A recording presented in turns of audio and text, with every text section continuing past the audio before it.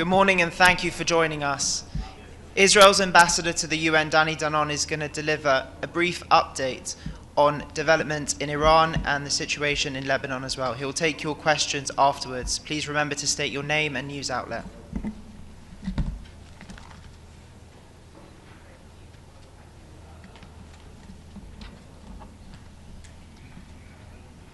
Good morning. Israel and the US remain focused on dismantling the military capabilities of the Iranian terror regime. Our objectives are very clear: eliminate Iran's nuclear capabilities, destroy its ballistic missile arsenal, and degrade their naval forces. Every day, their capabilities are being reduced. The regime's response tells you everything you need to know. They are acting out of desperation, panicked. Instead of confronting our forces directly, Iran is launching missiles from schools and hospitals, hiding behind civilians while deliberately targeting civilians. In recent days, Iran has continued launching ballistic missiles toward Israel. Around half of those missiles contain cluster warheads designed to spread destruction across wide civilian areas. That tells you exactly who they are targeting: not military bases, homes, families, cities. But it is not only about Israel. Across the region, the regime is firing waves of ballistic missiles and UAVs toward neighboring Gulf and other countries. Since the beginning of the war, Iran has launched more than 2,000 UAVs and more than 500 ballistic missiles toward Gulf nations. On the 9th of March in Bahrain, an Iranian munition struck a residential building in the capital, Panama. A 29-year-old woman was killed. 8 others were injured. The same day, another Iranian missile entered Turkish airspace for the second time and had to be intercepted by NATO air defenses. Yet, from this very building, the representative of the Iranian regime comes here every day and lectures the international community about aggression.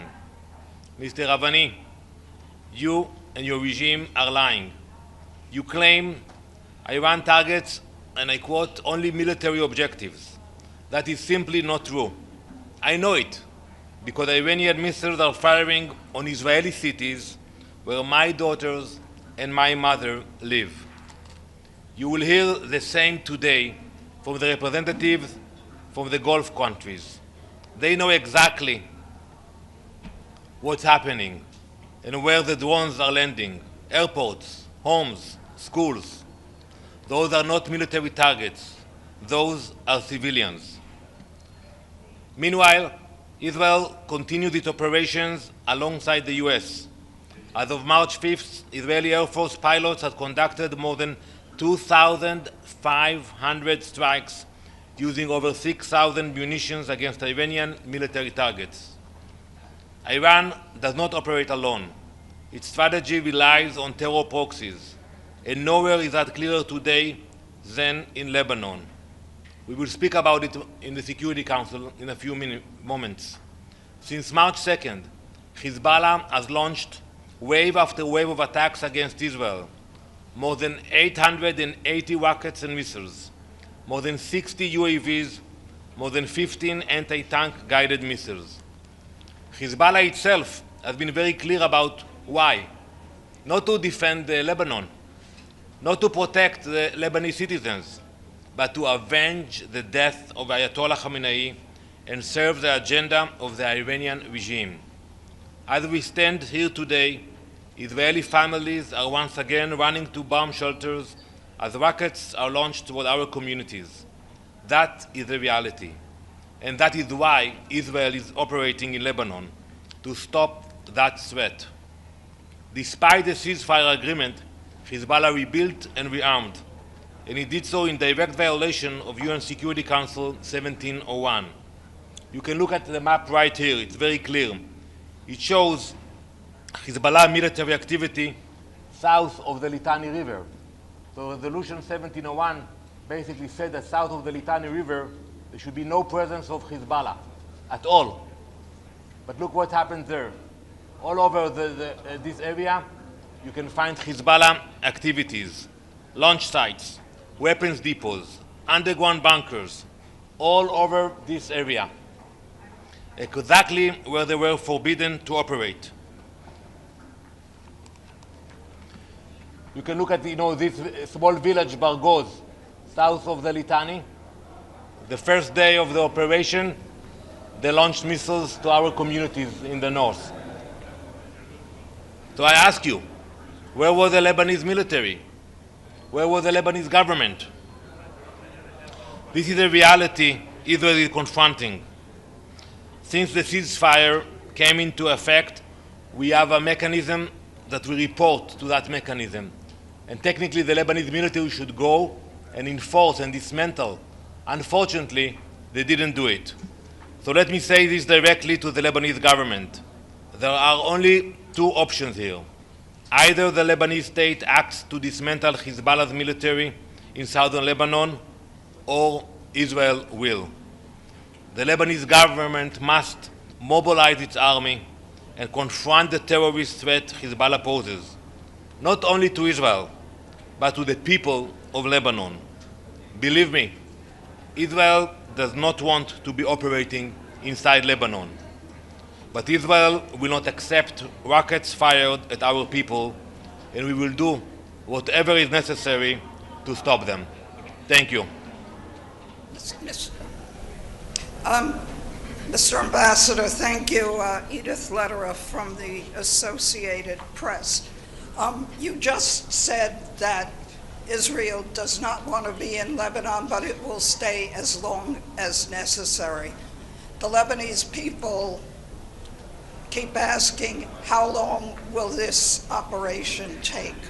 What is your answer to them? As long as there will be a threat against us, we will operate. But I expect more from the Lebanese government. Edith, you will hear today from the Gulf countries speaking about their sovereignty, defending their sovereignty. Lebanon should take control of their sovereignty as well. They should deploy the Lebanese military to the south and push Hezbollah out. If they will not do it, we will do it. Ambassador Jessica Lamazuri from France 24. Has Israel used white phosphorus in Lebanon? What's your response to the Human Rights Watch report? Can you repeat the question? Has Israel used white phosphorus in Lebanon? What's your response to those allegations? So, we do everything we can to minimize civilian casualties. And we have very precise ammunition, and we have very good intelligence. That's why we actually asked the people from southern Lebanon, south of the Litani, to move to the north, to avoid civilian casualties. And they should know that, we're going to target Hezbollah. And I'm telling to the Lebanese people, if you have a Hezbollah depot next to your home or launchers next to your house, don't stay there. We are coming after Hezbollah. Don't be in that area. The question is about white phosphorus. Has Israel So used I'm not familiar with that. One final question. Ambassador Adla Masoud, the National. Once Israel achieves its objective in Lebanon, are you going to pull completely out of Lebanon? We have no desire to act in Lebanon. Actually, let's be accurate. Israel is not in Lebanon today. We took few defensive positions next to our border, but we didn't go into ground operation in Lebanon. I hope we will not have to do it. But in the past, we had no option, and we did it. But for now, most of the strikes are from the air, and we hope it will be enough to send a clear message for the Lebanese government to act. Thank you very much. Mr. Ambassador, quick follow-up. Are there any talks between Lebanon and Israel taking place? And would you like that? Definitely, we also always prefer diplomacy. And indeed, before this operation, we had direct talks with Lebanon, and I'm sure we will continue. But now, they have to choose to actually confront Hezbollah. They have to stop Hezbollah. So we are willing to have a dialogue, but not just for the sake of a dialogue. They have to choose. Either they confront Hezbollah or they let us do it. There is no other option. Thank you very much.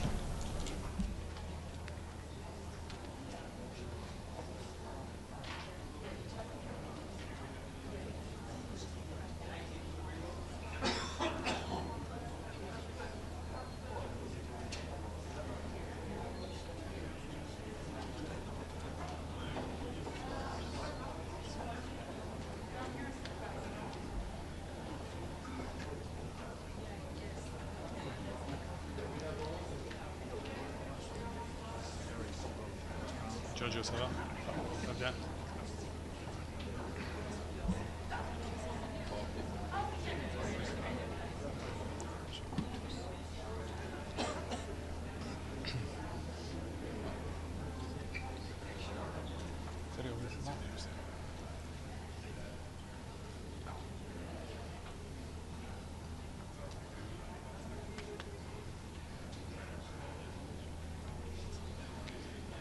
Bonjour, good morning. I will read now this joint statement regarding the current escalation in Lebanon on behalf of Armenia, Austria, Bahrain, Cambodia, Croatia, Cyprus, Denmark, Estonia, Finland, France, Germany, Greece, India, Ireland, Italy, Latvia, Malta, Moldova, Nepal, North Macedonia, Panama, Poland, Portugal, Republic of Korea, Serbia, Spain, United Kingdom, Uruguay. We, troop contributing countries to the UN peacekeeping force in Lebanon, joined by several other member states, express our deep alarm at the escalation of hostilities in Lebanon. We call on parties to urgently return to the cessation of hostilities arrangement and respect the United Nations Security Council Resolution 1701. Faced with war, Lebanon must be supported. Its sovereignty and territorial integrity must be preserved. We express our full solidarity with Lebanon and the Lebanese people.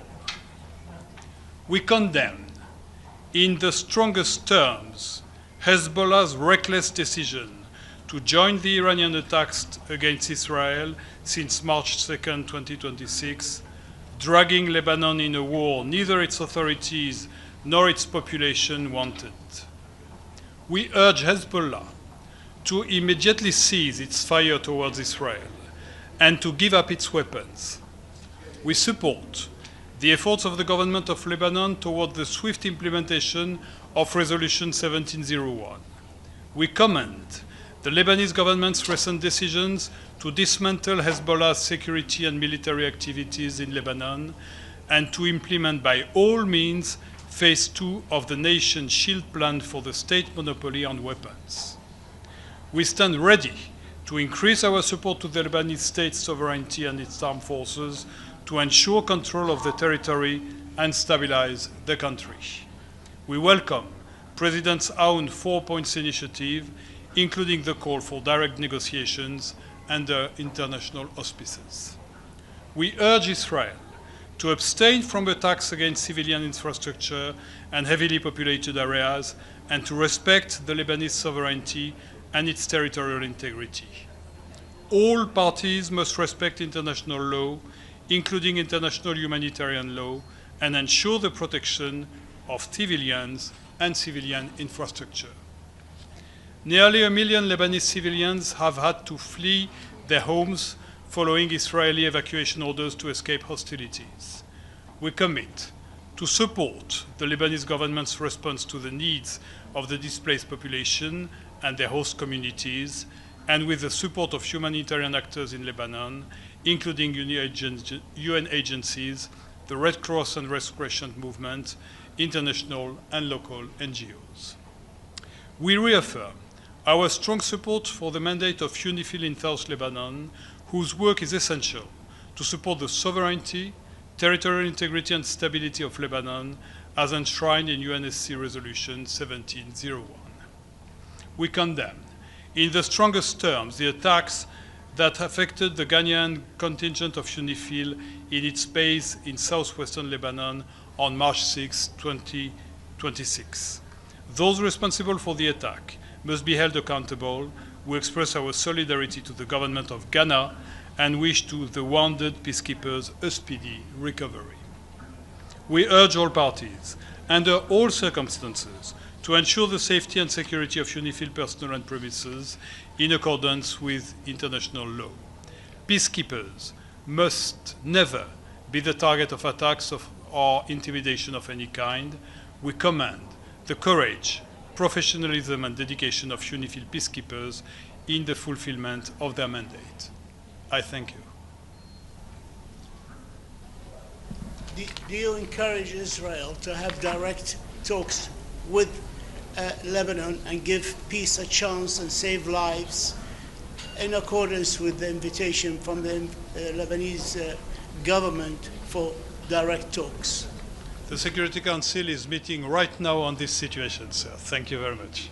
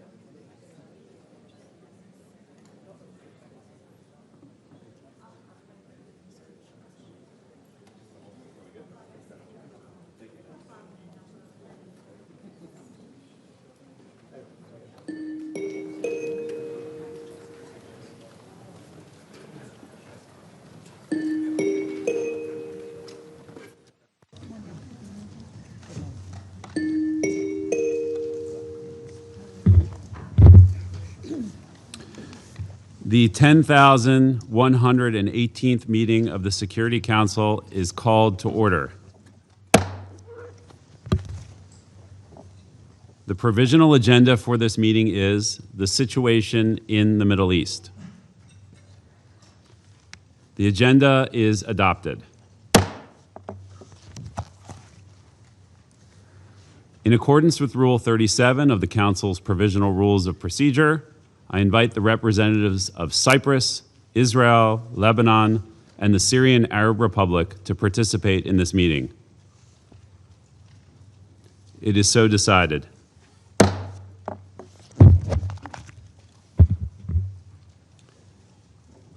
In accordance with Rule 39 of the Council's Provisional Rules of Procedure, I invite the following briefers to participate in this meeting.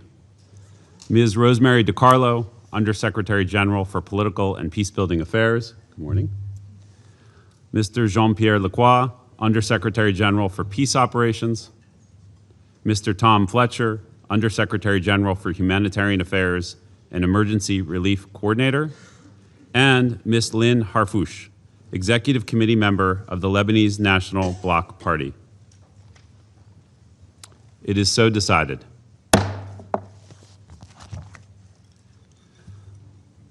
The Security Council will now begin its consideration of item 2 of the agenda.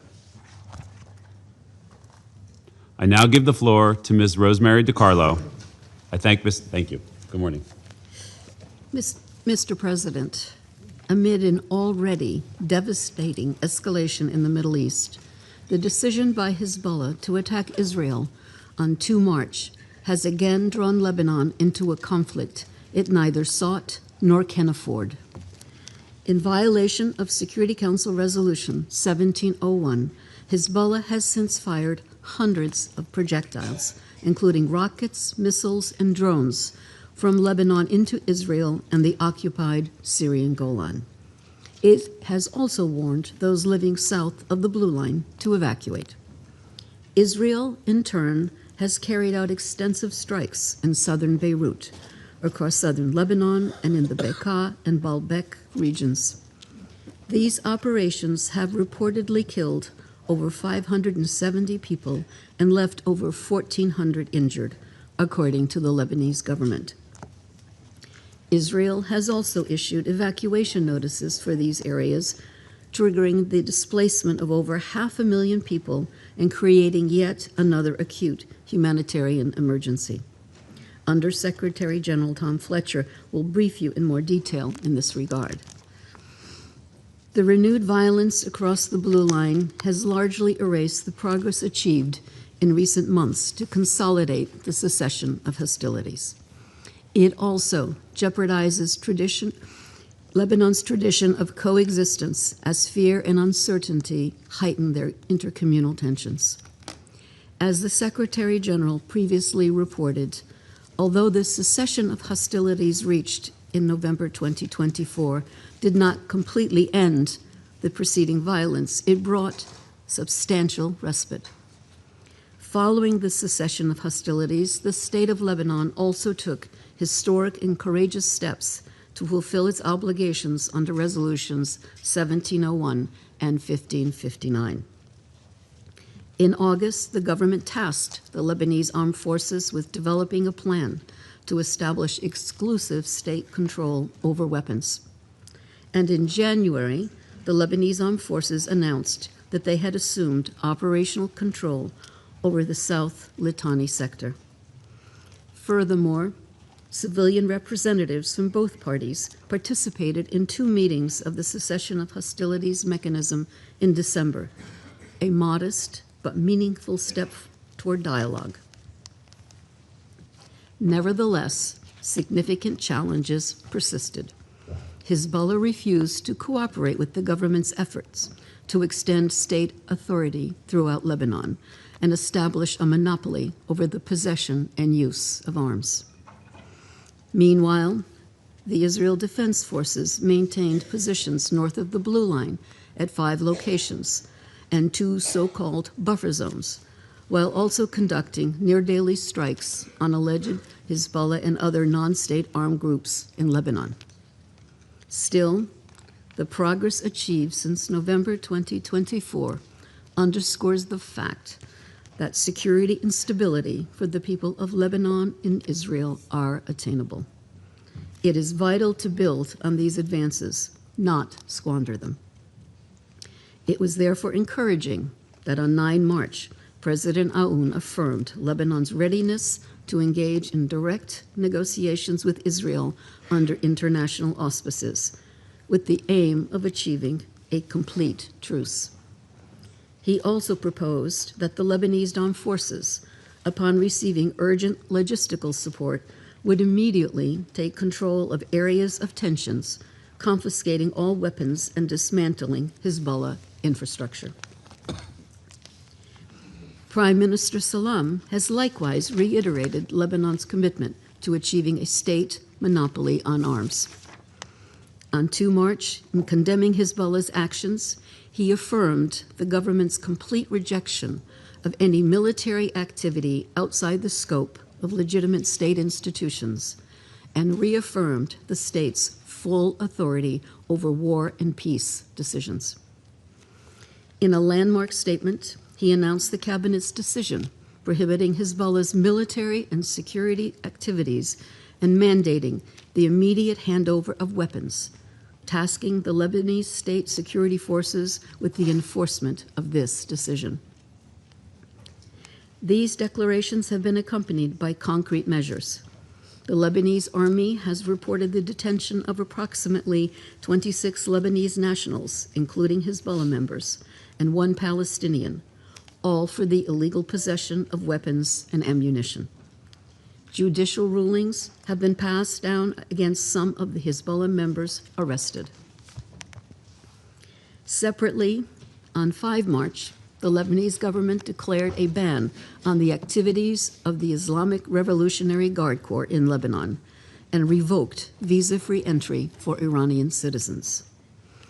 Mr. President, while more hard work will prove critical, such statements and actions are significant. They reflect a clear resolve of the Lebanese state, and they warrant the full support of this Council. The United Nations remains firmly committed to assisting all parties in meeting their responsibilities. To enable Lebanon to fulfill its obligations under Resolutions 1559 and 1701, an immediate de-escalation and cessation of violence is imperative. Hezbollah must cease its attacks on Israel and cooperate with the government's efforts to assert full state authority and establish a monopoly over weapons. Israel must halt its military campaign in Lebanon and withdraw its forces from Lebanese territory. The sovereignty and territorial integrity of both Lebanon and Israel must be upheld. All parties must respect their obligations under international law, including international humanitarian law. Civilians and civilian infrastructure must never be targeted. United Nations personnel must be protected, and the international community must scale up its support to the Lebanese state security services, particularly the Lebanese armed forces, to ensure they have the capacity and resources they critically require. The Secretary General continues to engage with member states to press for an end to this conflict. The Special Coordinator for Lebanon has been in contact with all relevant actors, including through a visit to Israel earlier this week, to advocate urgently for de-escalation and dialogue. As Undersecretary General Lacroix will report, UNIFIL peacekeepers remain in position along the blue line, often at great risk. To prevent further loss of life and to create the space for meaningful political engagement, violence must stop. Only then can the parties resume the difficult but indispensable work of building a stable and secure future for both Lebanon and Israel. We will continue to work closely with all concerned to restore calm and protect civilians. Our objective is straightforward: a return to a situation in which commitments under Resolutions 1559 and 1701 can be pursued in a credible and sustainable manner. This is a moment that requires restraint, responsibility, and a willingness to prioritize the well-being of the populations who bear the brunt of these hostilities. The United Nations stands ready to assist, but the decisions that shape the coming days must be guided by a collective recognition that further escalation benefits no one. Thank you, Mr. President. I thank Ms. DiCarlo for her briefing. I now give the floor to Mr. Jean-Pierre Lacroix. Thank you very much, Mr. President, members of the Security Council. As you just heard from Undersecretary General DiCarlo, the fragile situation that prevails since November 2024 has given way to a significant and dangerous escalation of hostilities. We are gravely concerned that there will be a further worsening of the situation in Lebanon and in the region. In this dangerous and precarious environment, UNIFIL remains on the ground, implementing its mandate as far as the security circumstances allow. Since the 2nd of March, when Hezbollah claimed responsibility for an attack on Israel, the group has carried out daily strikes across the blue line, including with rockets, missiles, and drones at targets in Israel and the occupied Syrian Golan. Many rockets have been launched from south of the Litani River, which demonstrates the presence of unauthorized armed personnel, assets, and weapons south of the Litani River, in clear violation of Resolution 1701. The Israel Defense Forces have issued displacement orders for the entire UNIFIL area of operations and intensified daily strikes, impacting multiple locations in the UNIFIL area of operations, also in violation of Resolution 1701.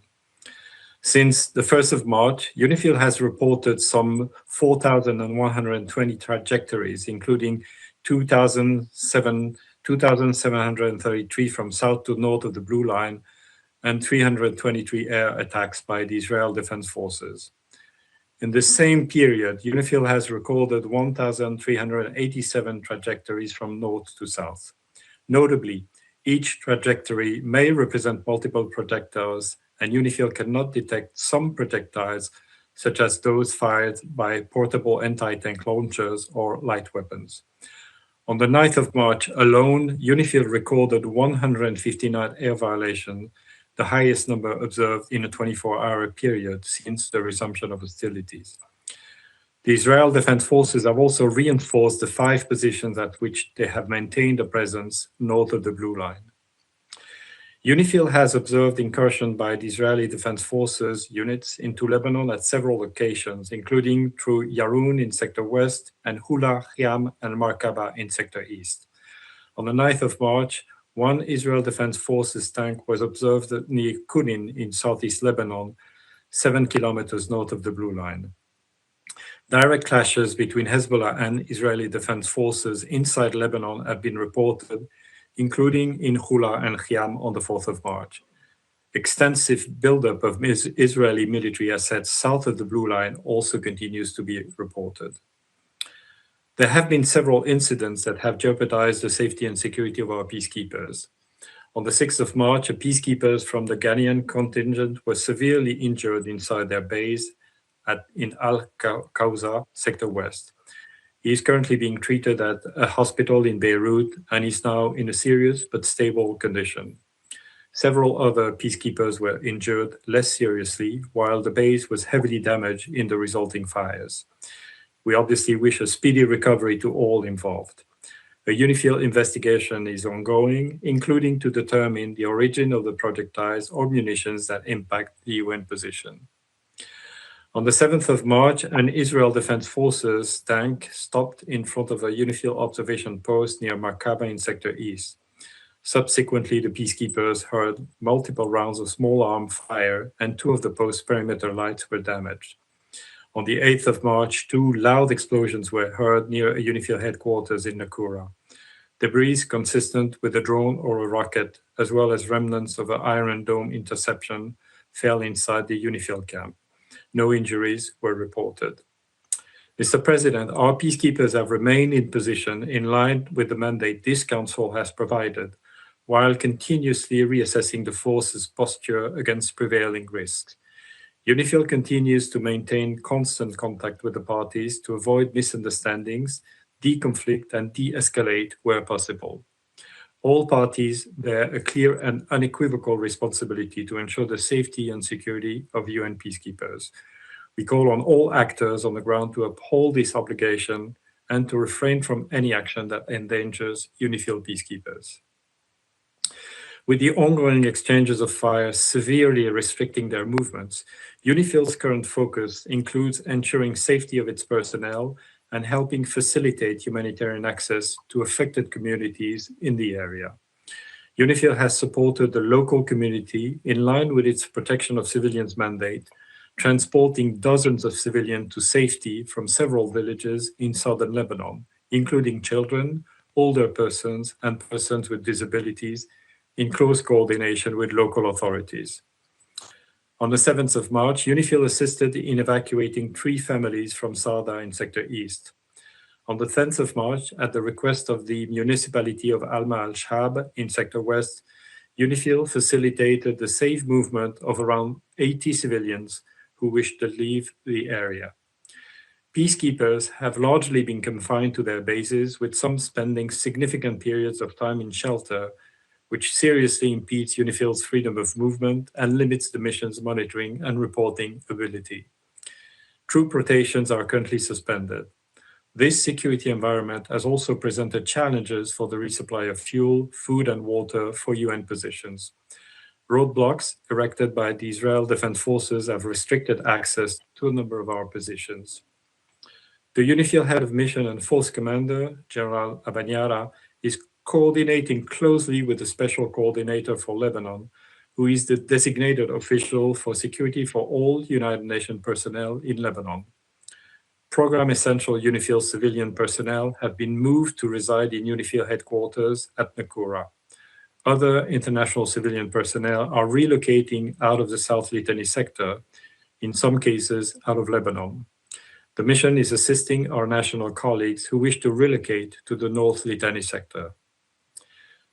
Mr. President, the Lebanese armed forces had made significant efforts since the cessation of hostilities in November 2024, steadily reinforcing their presence in the south and progressively extending their deployment along the Blue Line. We commend these efforts, which represented an important step towards the full implementation of Resolution 1701. However, in the face of the current hostilities, the Lebanese armed forces have had to temporarily relocate some 20 kilometers north of the Blue Line.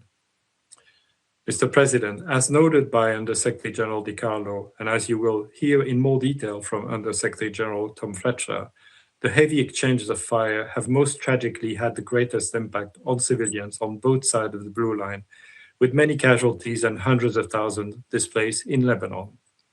In southern Lebanon, the humanitarian situation continues to worsen, with IDP shelters reporting near full occupancy and lacking means to meet basic needs. UNIFIL's liaison and coordination team has continued its close engagement with the Lebanese Armed Forces and Israel Defense Forces, seeking to de-escalate and facilitate humanitarian missions. In the past week, UNIFIL has facilitated dozens of missions by the Lebanese Red Cross. In the interest of the safety of both peacekeepers and civilians, we urge the parties to commit to active deconfliction through this channel. To those member states contributing troops to UNIFIL, we extend our most sincere gratitude.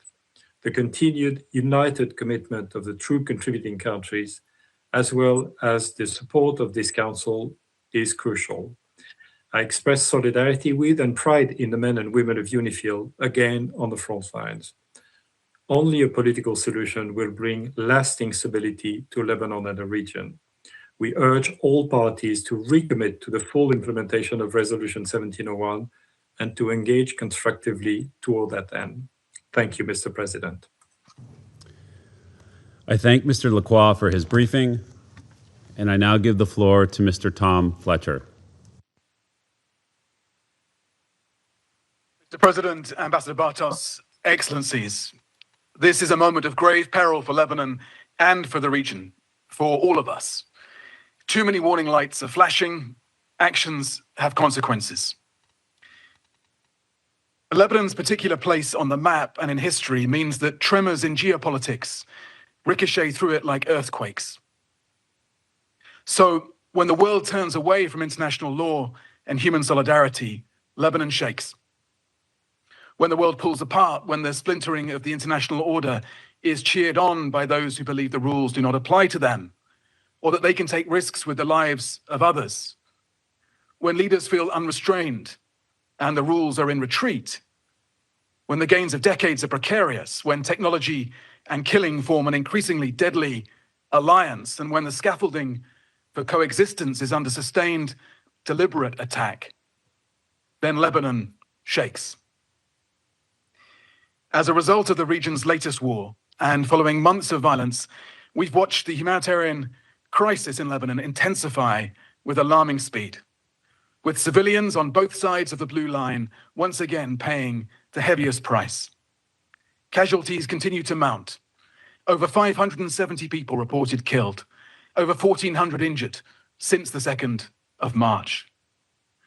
Mass displacement is accelerating, with over 750,000 people now registered with the government of Lebanon as on the move.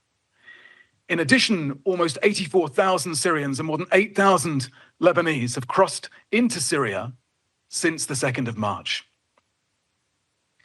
We're seeing large-scale movements into densely populated urban areas where shelter capacity is already overstretched. More than 120,000 people, including thousands of children, are now in 580 collective centers. And as you heard earlier, these sites are overcrowded, with inadequate sanitation, insufficient essential supplies.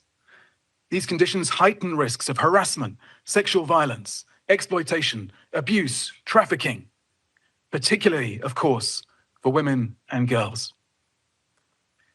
The people of Lebanon have, of course, already endured extensive displacement and damage to homes and livelihoods, infrastructure, and essential public services during the 2023 to 24 escalation, compounding the impact of the financial and economic collapse experienced since 2019.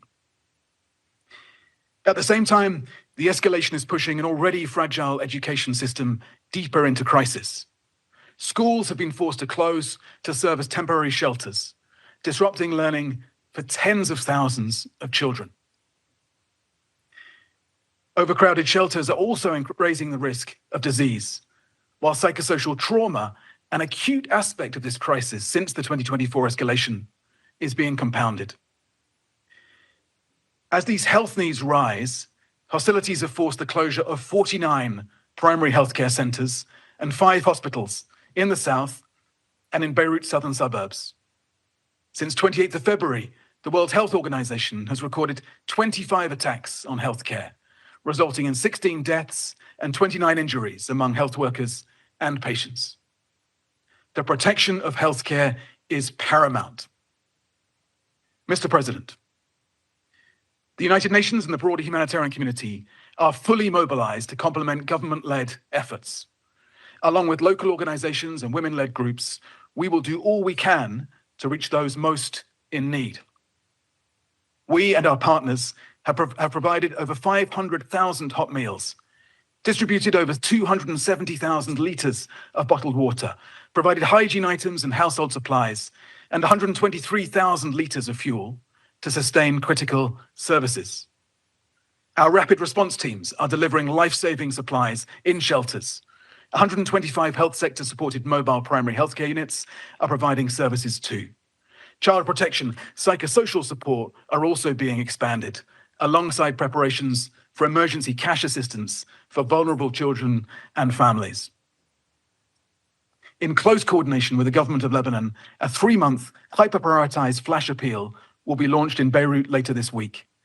This emergency scale-up comes on top of existing humanitarian programs under the 2026 Lebanon Response Plan.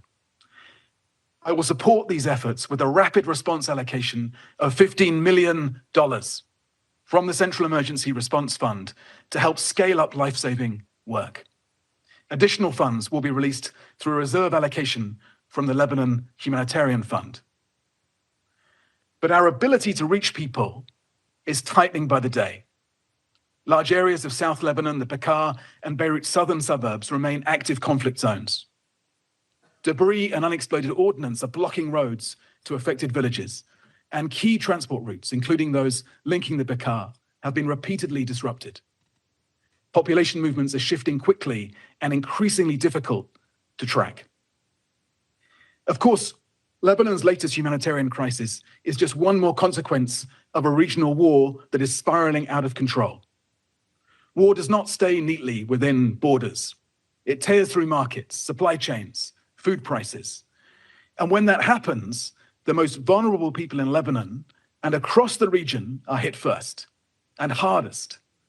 When maritime corridors such as the Strait of Hormuz are disrupted, food, health, energy become more expensive and harder to access. Impact on food security is already evident in Gaza, where the price of flour is up by 270%. Global shipping costs have increased 16% compared to this time last year. We anticipate delays of 6 months in the delivery of supplies across multiple humanitarian responses. Airspace closures are also disrupting our humanitarian missions across the region. So we are pre-positioning stocks, activating alternative supply routes to keep life-saving aid moving to Lebanon and, of course, across the region. But as the Secretary General insisted and USG DiCarlo underlined, we need the protection of civilians, de-escalation, an immediate cessation of hostilities, and genuine dialogue and negotiations towards a peaceful settlement, in line with the Charter of the United Nations. As ever, I close with 3 asks of the Security Council. First, civilians, all civilians throughout the region must be protected and their access to life-saving help ensured. Constant care must be taken to spare civilians and civilian infrastructure, hospitals, water sources, schools, energy, at all times and by all parties. Humanitarians and humanitarian premises must be protected and our movements to provide aid facilitated. Today has been another tragic day for our humanitarian family. We're seeing civilians, including humanitarian workers, under attack across the region, in Lebanon, the occupied Palestinian territory, in Israel, in Iran, in Iraq, Saudi Arabia, in United Arab Emirates, in Kuwait, in Bahrain, Qatar, Jordan, Syria, Oman, and beyond. Second, we need generous funding for a principled, scaled-up humanitarian response. We must be supported to go wherever the needs are in the region. I have reaffirmed our readiness to help civilians in Lebanon, Iran, the occupied Palestinian territory, in Israel, or any other countries as needed. Humanitarian action is always harder in times of war, but this is, of course, when it is most needed. So we count on member states to help ensure that this life-saving work continues in the Middle East and beyond across the global humanitarian crisis. And yet we're seeing staggering amounts of money, reportedly $1 billion a day spent on destruction, while some politicians boast of cutting aid to those in gravest danger globally. With a fraction of this money, we can save millions of lives globally. Thirdly, and finally, we need a revival of strategic, calm, rational, hopeful diplomacy. We need calmer heads to prevail.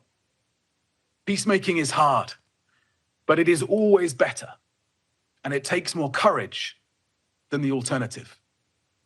Every time you hear the powerful attack the UN, ask yourself what they gained by weakening us. And yet, we're seeing a sustained attack against the systems meant to restrain states from reckless warfare, a pattern of attrition against international law and humanitarian principles. Politicians flexing their muscles by sending others to die. As conflicts spread, the international system pulls further apart and more resources flow towards weapons, not saving lives. So a simple test for your actions. If your opponent were doing this to you, what would you say? Let's have the courage to recommit instead to lasting peace, sustained stability, dependable governance, and international law. Mr. President, Excellencies, Lebanon is exhausted by other people's wars.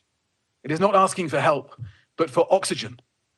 Its people can defy the history, the geography, even the politics. They can be stronger than the forces pulling them apart.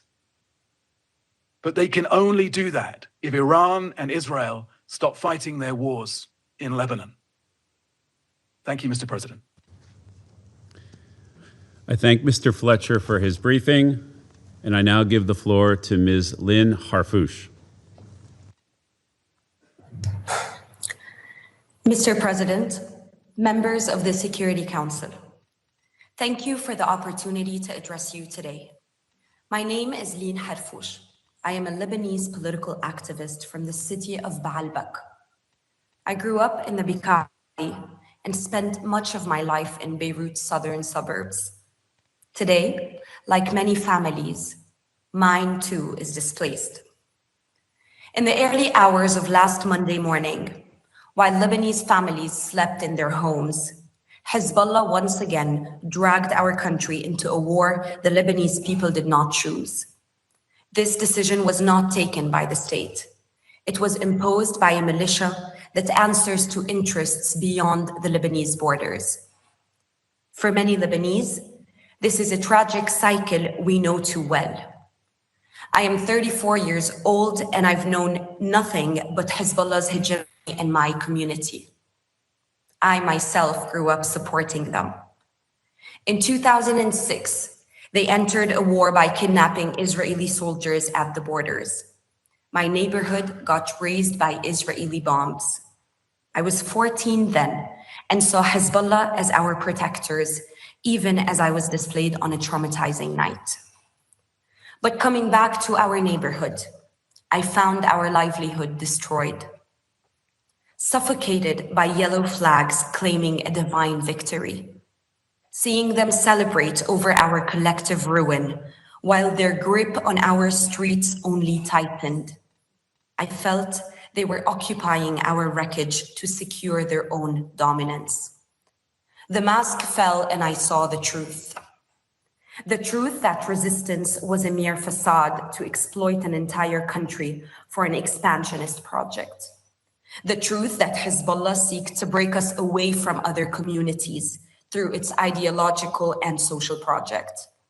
The truth that under Hezbollah's dominance, Iran's arm in Lebanon, war becomes a recurring reality, fear our constant companion, and our lives a mere expendable for the sake of the supreme leader.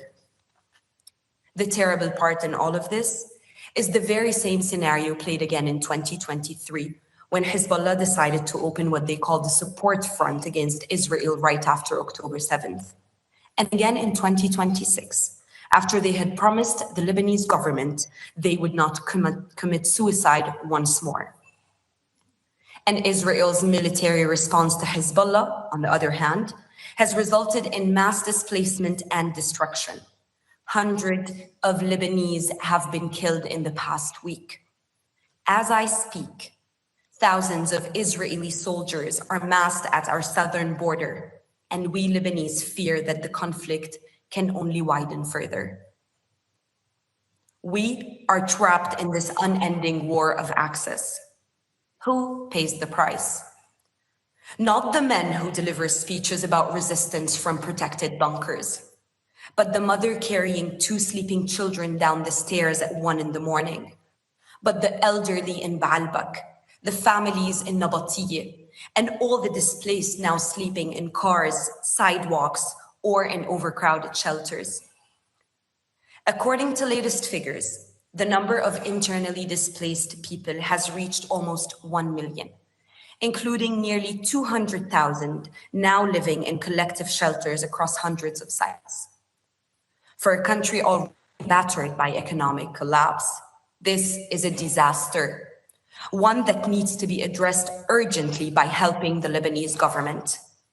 Yet, the answer to this humanitarian crisis cannot only be humanitarian. It needs to be political. At its core, Lebanon's crisis is one of sovereignty, accountability, and a weakened state. No society can rebuild, no economy can recover, and no youth can build a future when a country's fate is controlled by a suicidal fraction. Mr. President, members of the Security Council, I was raised in the very environment from which Hezbollah claims its legitimacy. I know its language. I know its threats. I know the fear it creates when people are told that silence is loyalty and obedience is dignity. But there is no dignity in radicalizing entire communities to serve Iran's theocratic regime through its doctrine, Wilayat al-Faqih. There is no honor in making Lebanese children pay the higher price.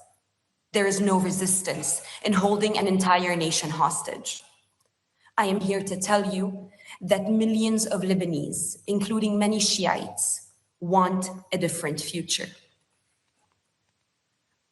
I also speak to you today as a mother of 2 boys, Hadi, who is 11, and Ray, who is 6 years old. On the night the Israeli bombing intensified, Ray woke up trembling in the middle of the night and asked me a question that many children are asking. Mom, why do we keep going to wars when more people will die? Why can't we live in peace? I did not have an easy answer, but I will tell you this. Governments that normalized Hezbollah were all accomplices in where we are today. For years, the world looked the other way, privileging their dealing with Iran. For years, they treated an illegal non-state actor as a political reality, to be managed rather than a violation to be ended. For years, the world asked us to tolerate intolerance. Simultaneously, the Lebanese feel helpless and alone in the face of Israel's aggression. Dismissing international law, the global community has validated the rule of the strongest. This double standard has turned Lebanon into a graveyard for the very principles this council was built to uphold. We were told that accepting this parallel reality was the price of stability. But look at where that fragile stability has led us and the whole region. Today, I speak in the name of most Lebanese when I say, we don't want this stability. We want a solution. What is common sense and minimum norms of living in your countries are still a matter of discussion and disagreements in mine. Although for decades, the international community has outlined the framework needed to address this problem. Security Council resolutions 1559 and 1701 clearly affirm that there must be no weapons outside the authority of the Lebanese state, and that armed militias must be disarmed. These resolutions are not abstract principles. They are the internationally recognized roadmap for restoring stability and state authority in Lebanon. But they failed, and they failed because of the recklessness of some and the false promises of others. Today, the Lebanese government has begun to take important steps in this direction. Decisions have been made to outlaw unauthorized military and security activities of Hezbollah. Today, there is a growing recognition within the Lebanese institutions to reclaim the monopoly of arms and with it, national decision-making. At the center of this effort stands the Lebanese armed forces. The Lebanese armed forces are the sole legitimate defender of the country. Their success is not only a Lebanese priority. It is the only viable path to preventing Lebanon from becoming a permanent gray zone of proxy warfare in the region. Help them disarm Hezbollah and prevent Iranian interference and dominance, and protect our Lebanese borders from Israeli invasion. Supporting the Lebanese armed forces should therefore not be viewed as charity or assistance. It is an investment in regional stability.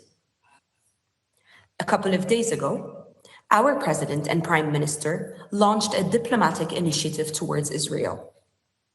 They laid the ground to the only solution to this war, ending the daily Israeli aggressions, obtaining their total withdrawal from our land, and allowing our people to return to their homes, while guaranteeing Hezbollah's disarmament.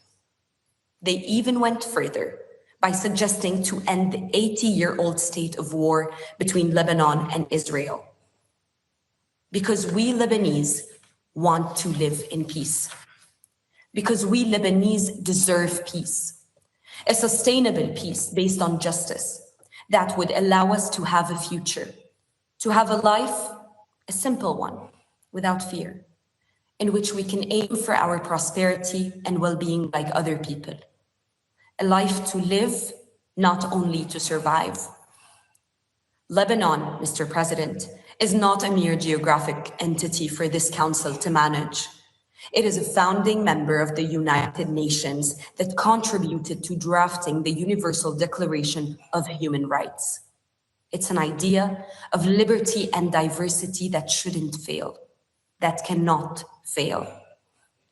Mr. President, members of the Council, I wish I could have been personally with you today, so I can look in the eyes of those who played a role in this turmoil and tell them what our ambassador Ghassan Touaini once said in the same room in 1978. Let my people live. Thank you. Thank you, Ms. Harfouch, for your courage and for that important briefing. And I now give the floor to those council members who wish to make statements. I now give the floor to the representative of France. Merci, Monsieur le Président. Thank you, President.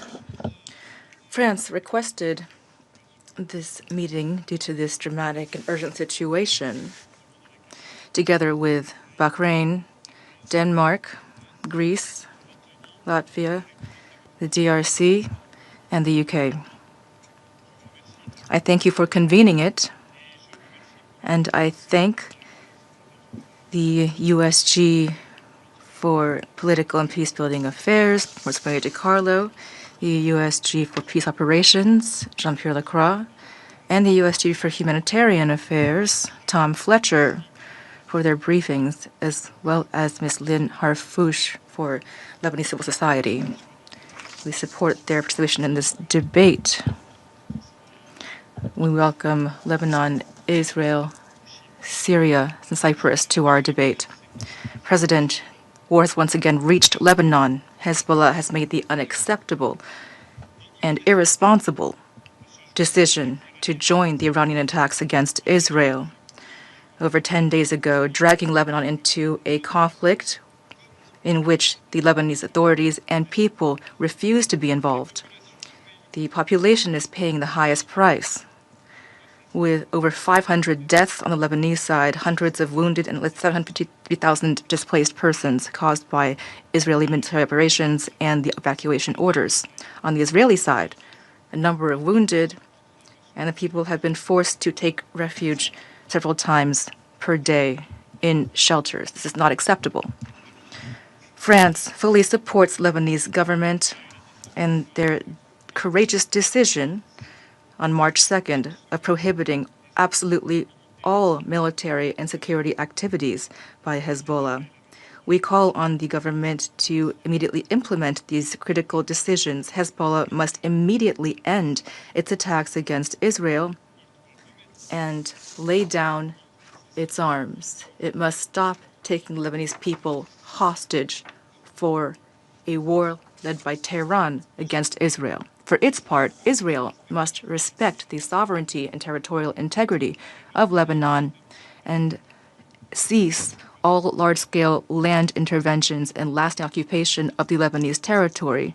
History shows that this will only serve as a breeding ground for new instability rather than lasting peace. Civilians, whether they are Lebanese or Israeli, should never be targeted. The rules of international humanitarian law govern the conduct of hostilities, especially the principles of distinction, proportionality, and precaution. And adherence to these rules is crucial to ensure the protection of civilian populations and infrastructure under all circumstances. Deliberate attacks against UNIFIL are unacceptable. France condemns in the strongest terms the attack of March 6, 2026, in which 3 Ghanaian peacekeepers were injured. Express our condolences to Ghana. Protecting peacekeepers must be guaranteed in all circumstances and by all parties. In this difficult context, France commends the courage, professionalism, and commitment of UNIFIL personnel, as well as personnel from all of the TCCs. President, war is not inevitable. Diplomacy is possible. We continue our exchanges, including through the President of the Republic, with Lebanese authorities and Israeli authorities to arrive at de-escalation.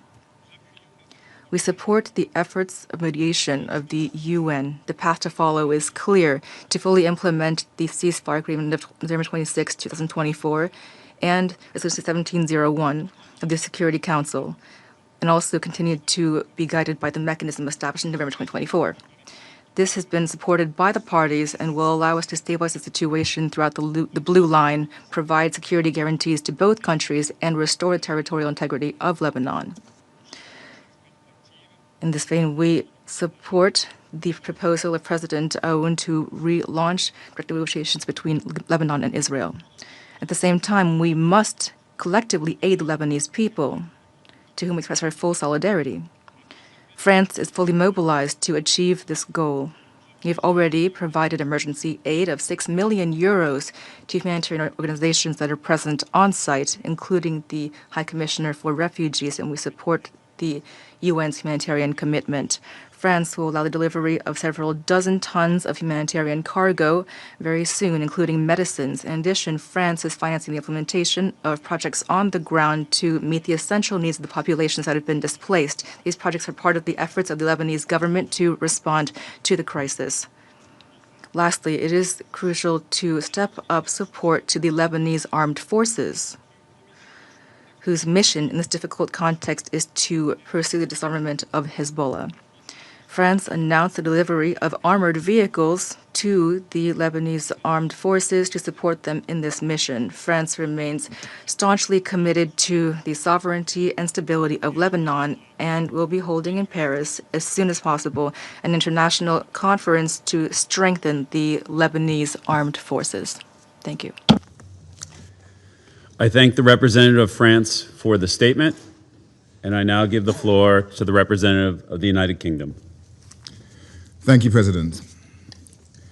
I thank Undersecretary Generals DiCarlo, Lacroix, and Fletcher for briefing us today, as well as Ms. Harfouche for your powerful testimony. I also welcome the participation of the permanent representatives of Lebanon and other countries of the region in our meeting. President, the United Kingdom joined the call for this meeting alongside European and other partners to address the serious escalation of violence across the Blue Line and in Lebanon. We strongly condemn Lebanese Hezbollah's ongoing attacks against Israel and the region, which must cease. These actions, on behalf of the Iranian regime, have cost lives and have once again drawn Lebanese civilians into a conflict they do not want.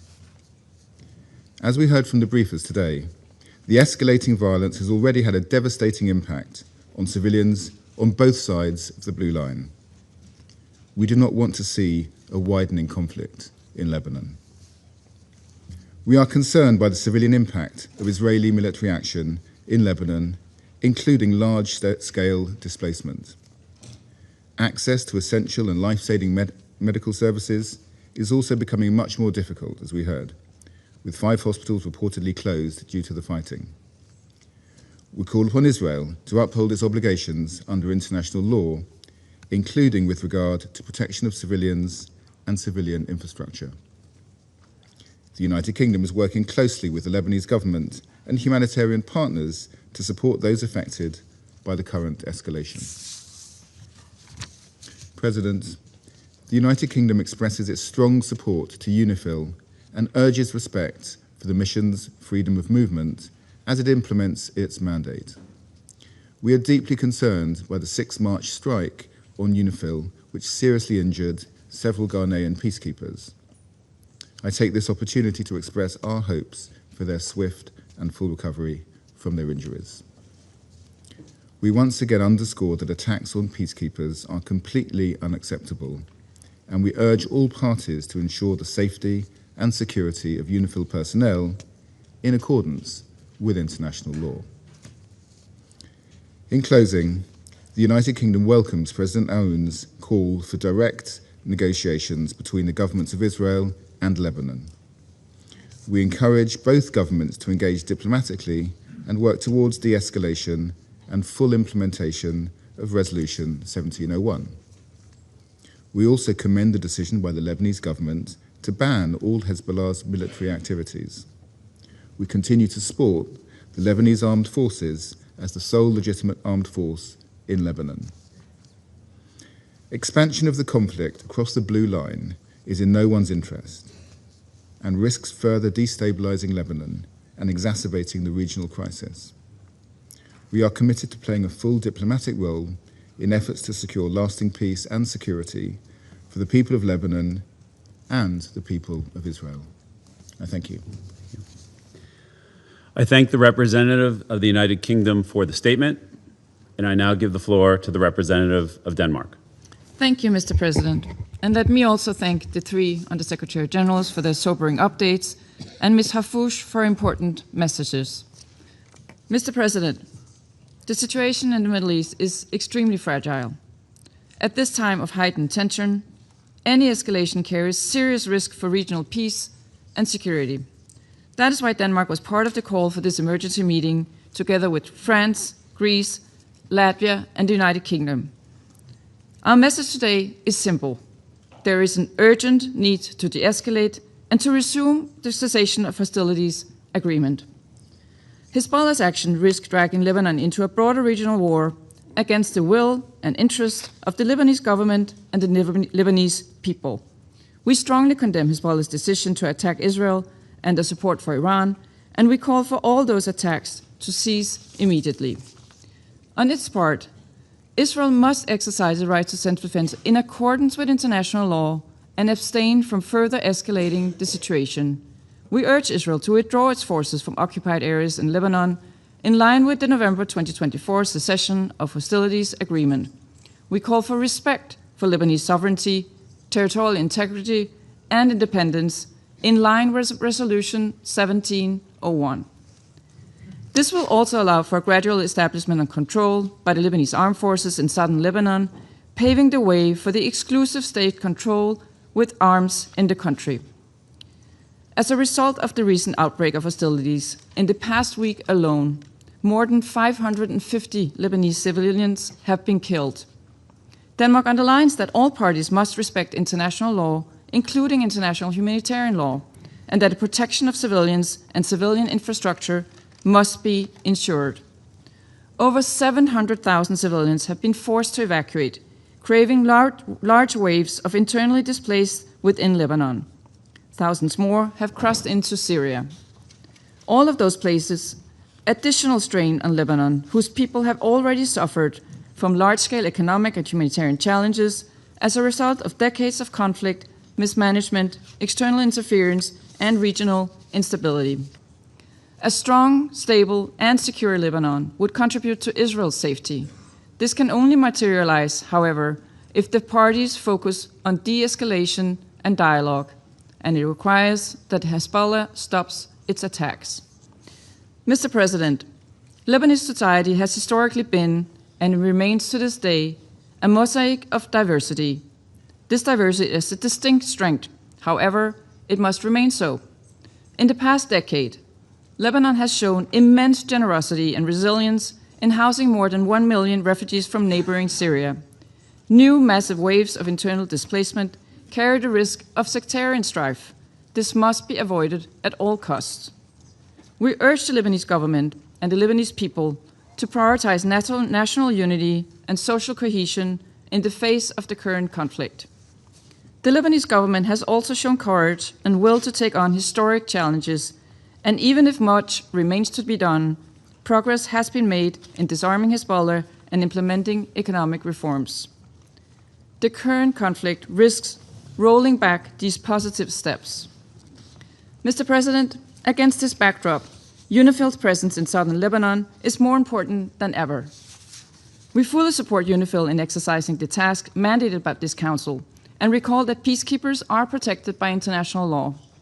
Reports of attacks on UNIFIL personnel are deeply worrying, and our thoughts go to the wounded Ghanaian peacekeepers. Any deliberate targeting of peacekeepers is unacceptable. The current volatile situation only underscored the need for UNIFIL and for a strong and continuous UN presence in Lebanon, including after UNIFIL's drawdown by December 2026. Mr. President, in closing, Lebanon must not become another front in an already dangerous and volatile regional landscape. Its people, who have already suffered for so much and so long, must not be dragged into another man-made humanitarian emergency. We call on all actors to step back from the brink and return to negotiations and peaceful dialogue. I thank you. I thank the representative of Denmark for the statement, and I now give the floor to the representative of Latvia. Thank you, Mr. President. Allow me to begin by thanking the United States, the presidents of this council, for convening this meeting on such a short notice. And Latvia also joined the call for this meeting to take place. I thank the USG DiCarlo, USG Fletcher, and USG Lacroix for their briefings. And I also thank Ms. Lynn Harfouch for her insights. The current escalation in Lebanon has serious consequences for the civilian populations and for the security of UN peacekeepers, as well as the stability of the region and global security. And we commend the exceptional service of UNIFIL as it continues to carry out its mandate under Resolution 1701, monitoring this conflict even in the direst circumstances.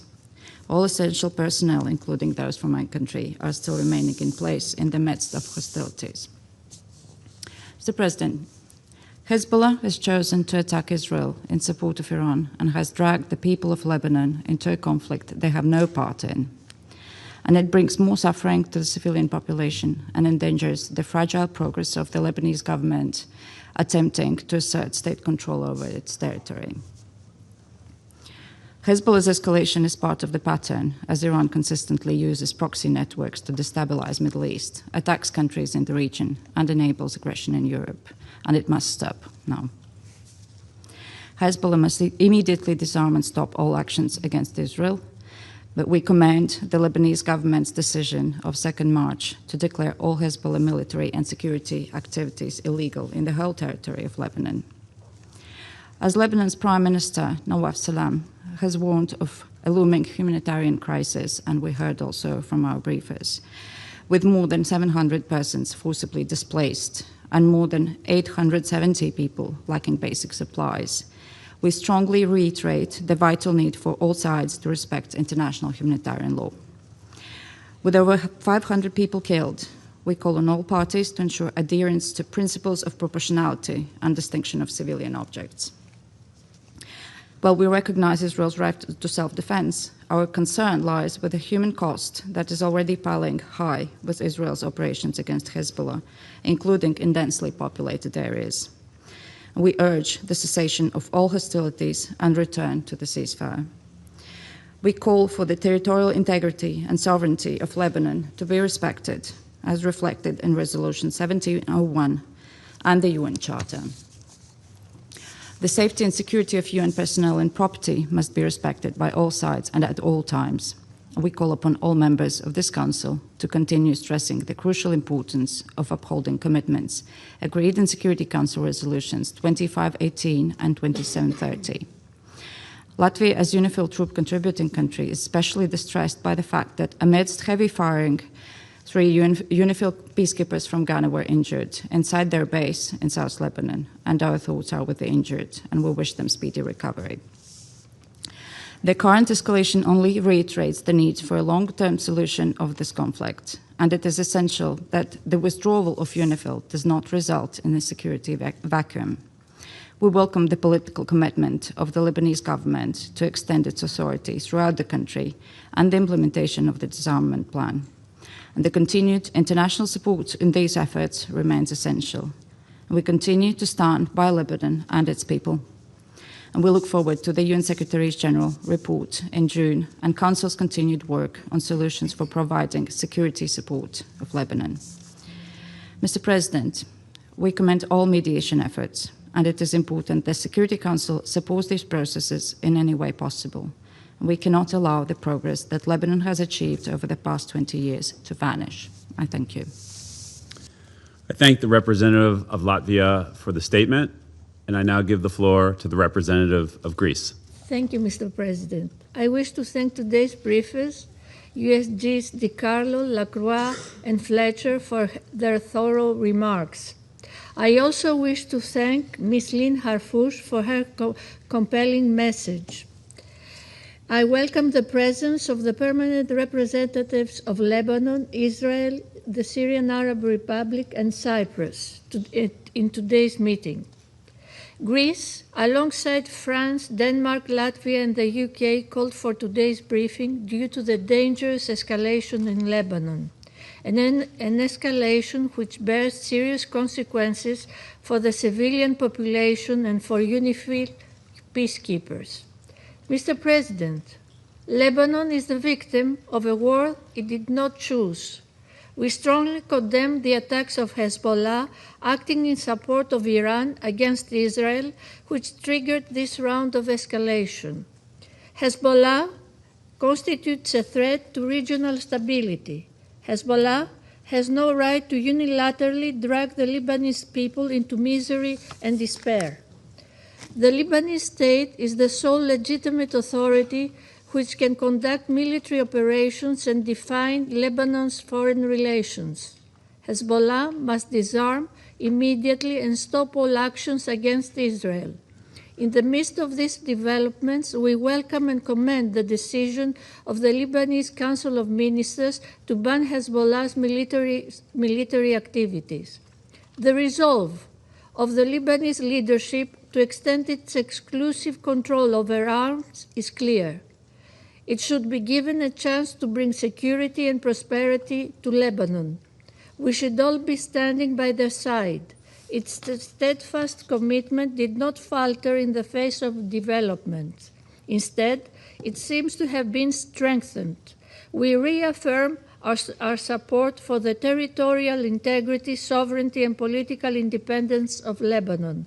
Lebanese sovereignty must be fully respected, and civilians must be protected in accordance with international law.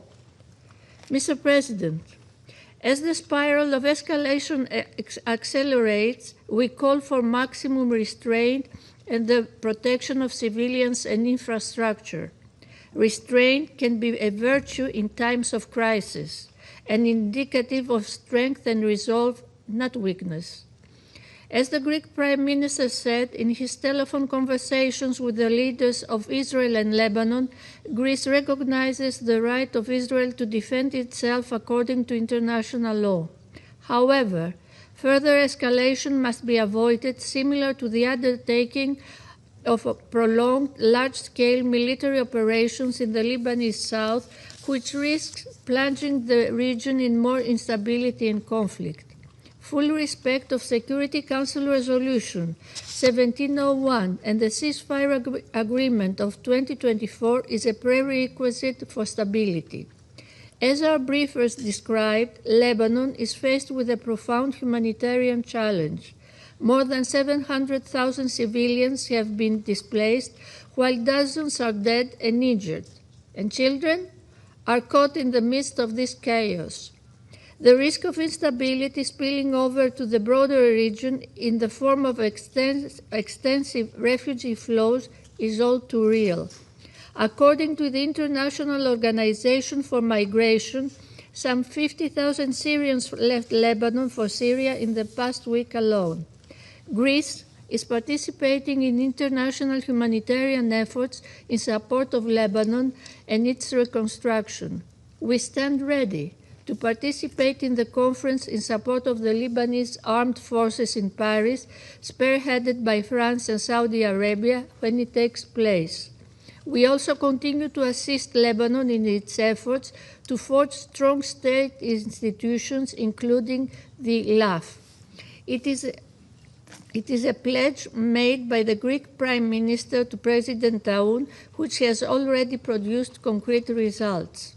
These include the recently procured defense material to the Lebanese armed forces to enhance their capabilities. We are committed to continuing our support to the Lebanese armed forces. At the same time, also, in line with the latest communication between our Prime Minister and President Danon, we remain in constant contact with the competent Lebanese authorities. We are finalizing our contribution to address the grave humanitarian crisis on the ground.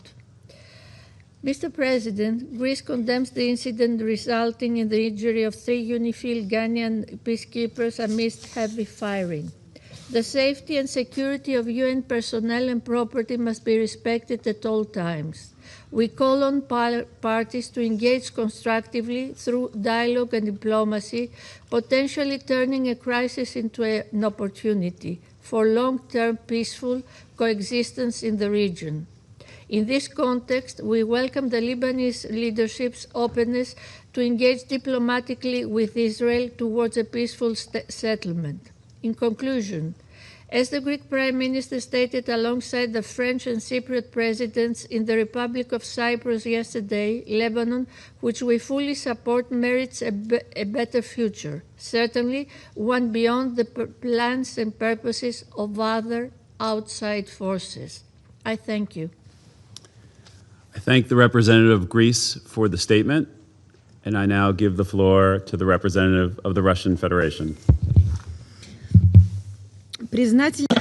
President, we thank USG for Political and Peace-Building Affairs, Rosemary DiCarlo, USG for Peace Operations, Jean-Pierre Lacroix, and USG for Humanitarian Affairs, Tom Fletcher, for the detailed briefing on the situation in Lebanon. We've carefully listened to civil society representatives. President, today's emergency meeting of the Security Council in relation to the latest round of confrontation in Lebanon is taking place in the context of and directly connection with the unprecedented escalation in the Middle East caused by the continued aggression of the US and Israel against Iran. However, our Western partners might try to turn things on their heads and misportray what is happening. It is the American and Israeli military escapade that is plunging the overall region ever deeper into chaos, taking an ever-rising number of human lives and causing irreversible damage to civilian infrastructure. Syria's consequences are already being felt by many Middle Eastern countries that we count among our friends. Unfortunately, Lebanon is no exception to this. It has once again suffered large-scale attacks from Israel. It is telling that even before the current escalation, Israeli leadership had repeatedly and openly threatened Lebanon with a renewal of large-scale military action, judging by the public statements by representative of the General Staff of the IDF, plans to clear the Lebanese territory had long been in the making. At the same time, the Israelis have been repeatedly violating the agreements of 2024 that were reached with the mediation of the US and France when it comes to withdrawing their contingents to the south of the Blue Line, as well as when it comes to stopping arbitrary attacks and strikes on Lebanon. President, we'd like to emphasize that we have always shared and continue to understand the legitimate concerns of our Israeli partners when it comes to the security of their country. We understand the motivations that caused West Jerusalem to begin their military operation against Lebanon. The military action of March 2nd against Israel and subsequent missile and drone attacks on the central region of Israel could, of course, only lead to extreme alarm and concern. At the same time, we believe that the IDF's response over the past 10 days was disproportionate and excessive. As seen in regular reports from the UN Secretariat, the Israelis are ignoring norms of international humanitarian law, conducting strikes against civilian targets, inter alia, which have led to many casualties among the civilian population. Over the past 4 days alone, the Israeli armed forces have attacked more than 60 towns. The disproportionate response of West Jerusalem is clearly demonstrated by the number of casualties of the creeping Israeli invasion. According to the Lebanese Ministry of Health, since March 2nd, about 500 people have died, including 80 children, and the number of wounded is in the hundreds.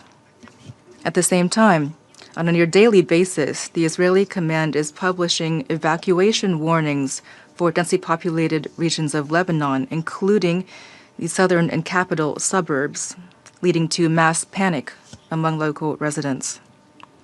Hundreds of thousands of people have been forced to flee their homes and seek shelter.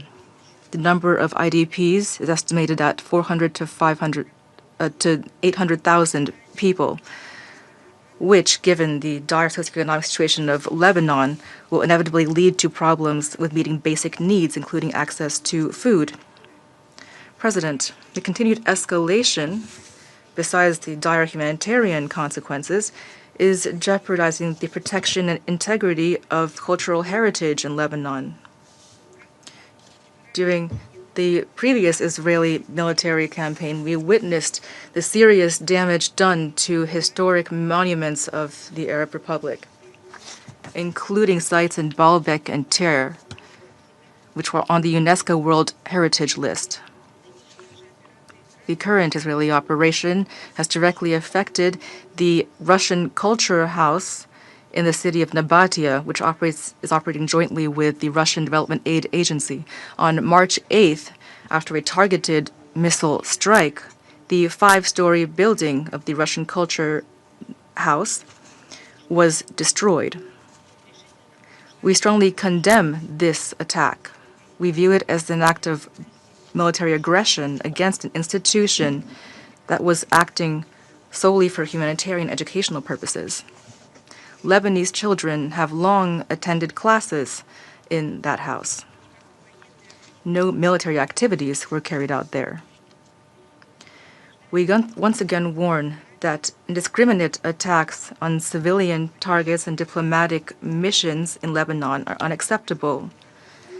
On March 8th, 4 employees of the Iranian embassy in Beirut were killed, and yesterday the Russian General Consulate in Isfahan was struck. This is unacceptable. In addition, attacks on personnel of UNIFIL deployed in the south of the country are unacceptable.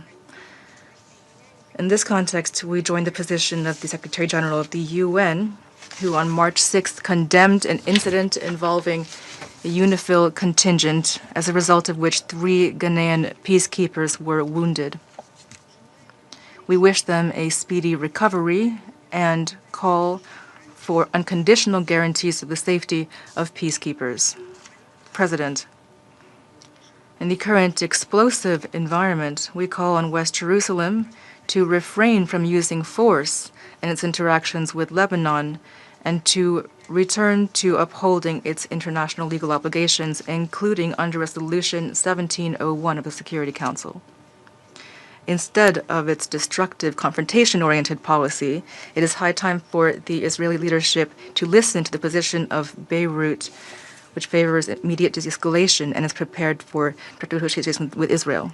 Equally important in this context is the decision of the Lebanese government itself to strengthen state institutions and to establish control over all parts of the country.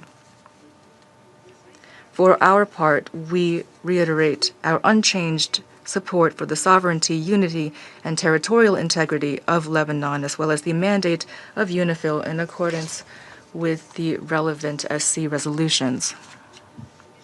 We believe that there's no alternative to immediately ceasing hostilities, returning to political and humanitarian efforts, and taking real steps to prevent a broader war in the Middle East. We believe that diplomatic efforts have not yet been exhausted. The parties ought to show political will and to refrain from further violence. These were our aims in preparing the Russian draft resolution of the Security Council on the escalation in the Middle East, distributed a few days ago, which will be examined today in the Council. Our document, unlike the text promoted by our colleagues from Bahrain, is non-confrontational in nature and takes into account the regional dimension of current events, including the suffering of the Lebanese people. Thank you.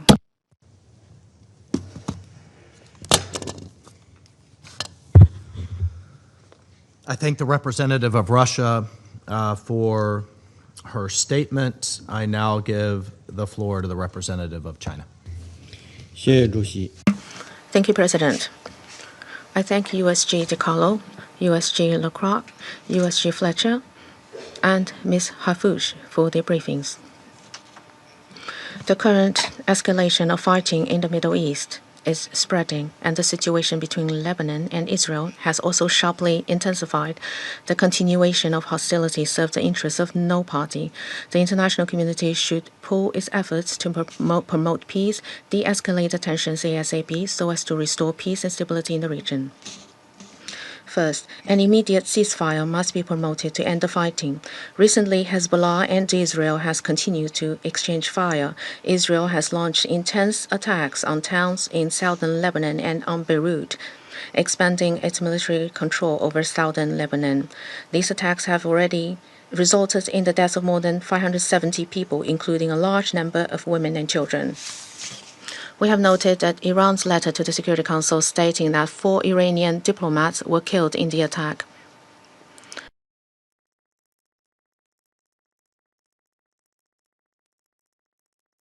Now, we call on all parties to cease hostilities, promote de-escalation, and fulfill their obligations under international law, in particular international humanitarian law. Israel should immediately withdraw its troops from Lebanon. We welcome the positive statement by the Lebanese government expressing its commitment to ending the conflict and support safeguarding Lebanon's sovereignty, security, and territorial integrity. Second, Lebanon should be supported in stabilizing its domestic situation. The heavy shelling has dealt a severe blow to Lebanon's security and stability. More than 700,000 people have been displaced, and already difficult humanitarian situation has further deteriorated. The international community should increase assistance to Lebanon and support the Lebanese government in stabilizing domestic situation and ensuring the basic livelihood of the people. We have taken note of the decision by the Lebanese parliament to extend its term. We welcome the efforts of the Lebanese government to strengthen governance over the country and hope that all parties in Lebanon will actively engage in political dialogue and properly resolve the differences. Third, the safety of UNIFIL personnel must be effectively ensured. On March the 6th, an attack against UNIFIL injured 3 peacekeepers. China strongly condemns the attack and expresses its sympathies to the injured. any deliberate attack on UN peacekeepers constitutes a serious violation of international humanitarian law and Security Council Resolution 1701 and must be firmly opposed and held accountable. The current tensions once again highlights the important role of UNIFIL.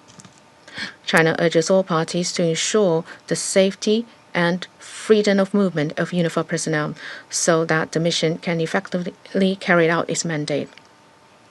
China stands ready to work with the international community to make unremitting efforts to calm the situation between Lebanon and Israel and to restore peace and stability in Lebanon and the Middle East region. Thank you, President.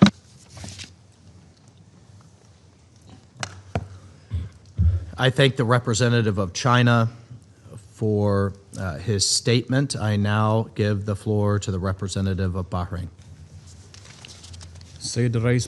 Mr. President, allow me at the outset to thank France for requesting this important briefing. The Kingdom of Bahrain, Denmark, Greece, Latvia, and the United Kingdom joined this request.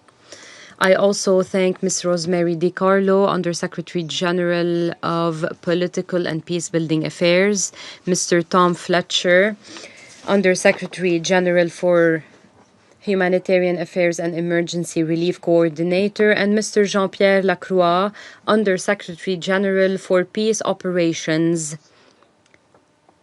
and Ms. Lynn Harfouch for their important and valuable briefings. I also welcome all permanent representatives with us today. Mr. President, the Kingdom of Bahrain deeply regrets the recent dangerous military escalation in the region as a result of the unjustified Iranian attacks, which have targeted my country, the Kingdom of Bahrain, and a number of other brotherly Arab states, in clear violation of the principles of good neighborliness and respect for the sovereignty of states, and in grave breach of international law and the UN Charter.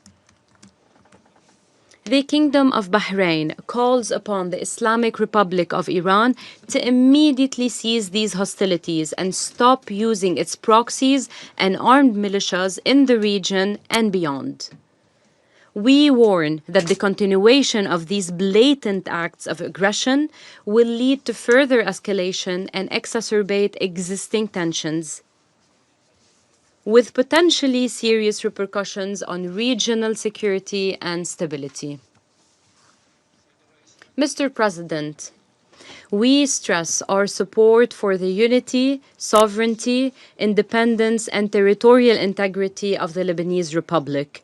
We support efforts to extend Lebanese state authority over all its territory, thereby strengthening its constitutional institutions, preserving security and stability, and fulfilling the aspirations of its brotherly people for a free and dignified life, development, and prosperity. Bahrain also emphasizes the importance of sparing Lebanon the repercussions of regional escalation and rejects any attempts to drag it into ongoing regional conflicts. We welcome the decision of the Lebanese Council of Ministers on March 2, 2026, regarding the immediate ban on all security and military activities of Hezbollah and restricting its activities to political and legal work, in addition to the start of the second phase of the plan to impose the monopoly of the Lebanese state and its legitimate institutions on weapons, particularly the Lebanese army and official security forces. We stress that this step is an important development and a sine qua non to promote the sovereignty of the Lebanese state and strengthen its institutions in line with the Lebanese constitution and relevant international resolutions, especially Security Council Resolution 1701 and the Ta'if Agreement. This promotes and strengthens internal stability and promotes the Lebanese state's ability to fulfill its national responsibilities and maintain Lebanon's security and stability. The Kingdom of Bahrain also welcomes the call by His Excellency, the Lebanese President Joseph Aoun, to hold direct negotiations with Israel under international auspices to reach an immediate ceasefire in Lebanon. Mr. President, the Kingdom of Bahrain is following with concern the violations of the ceasefire agreement signed between Lebanon and Israel in November 2014, as documented by the UNIFIL. The attacks by Hezbollah on Israel have led to the military escalation in Lebanon, resulting in the displacement of civilians and a worsening of the humanitarian situation. This could have repercussions extending to neighboring countries, further straining their resources and stability.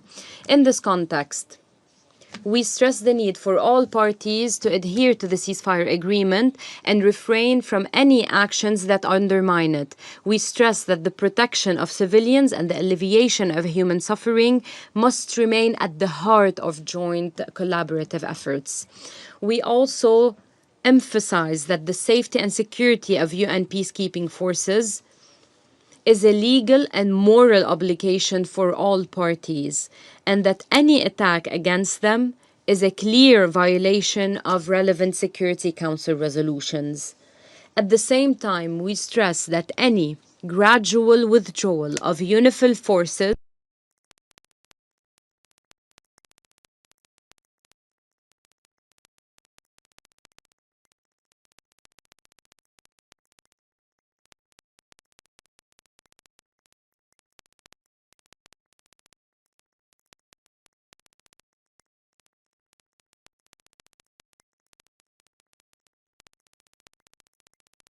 emphasize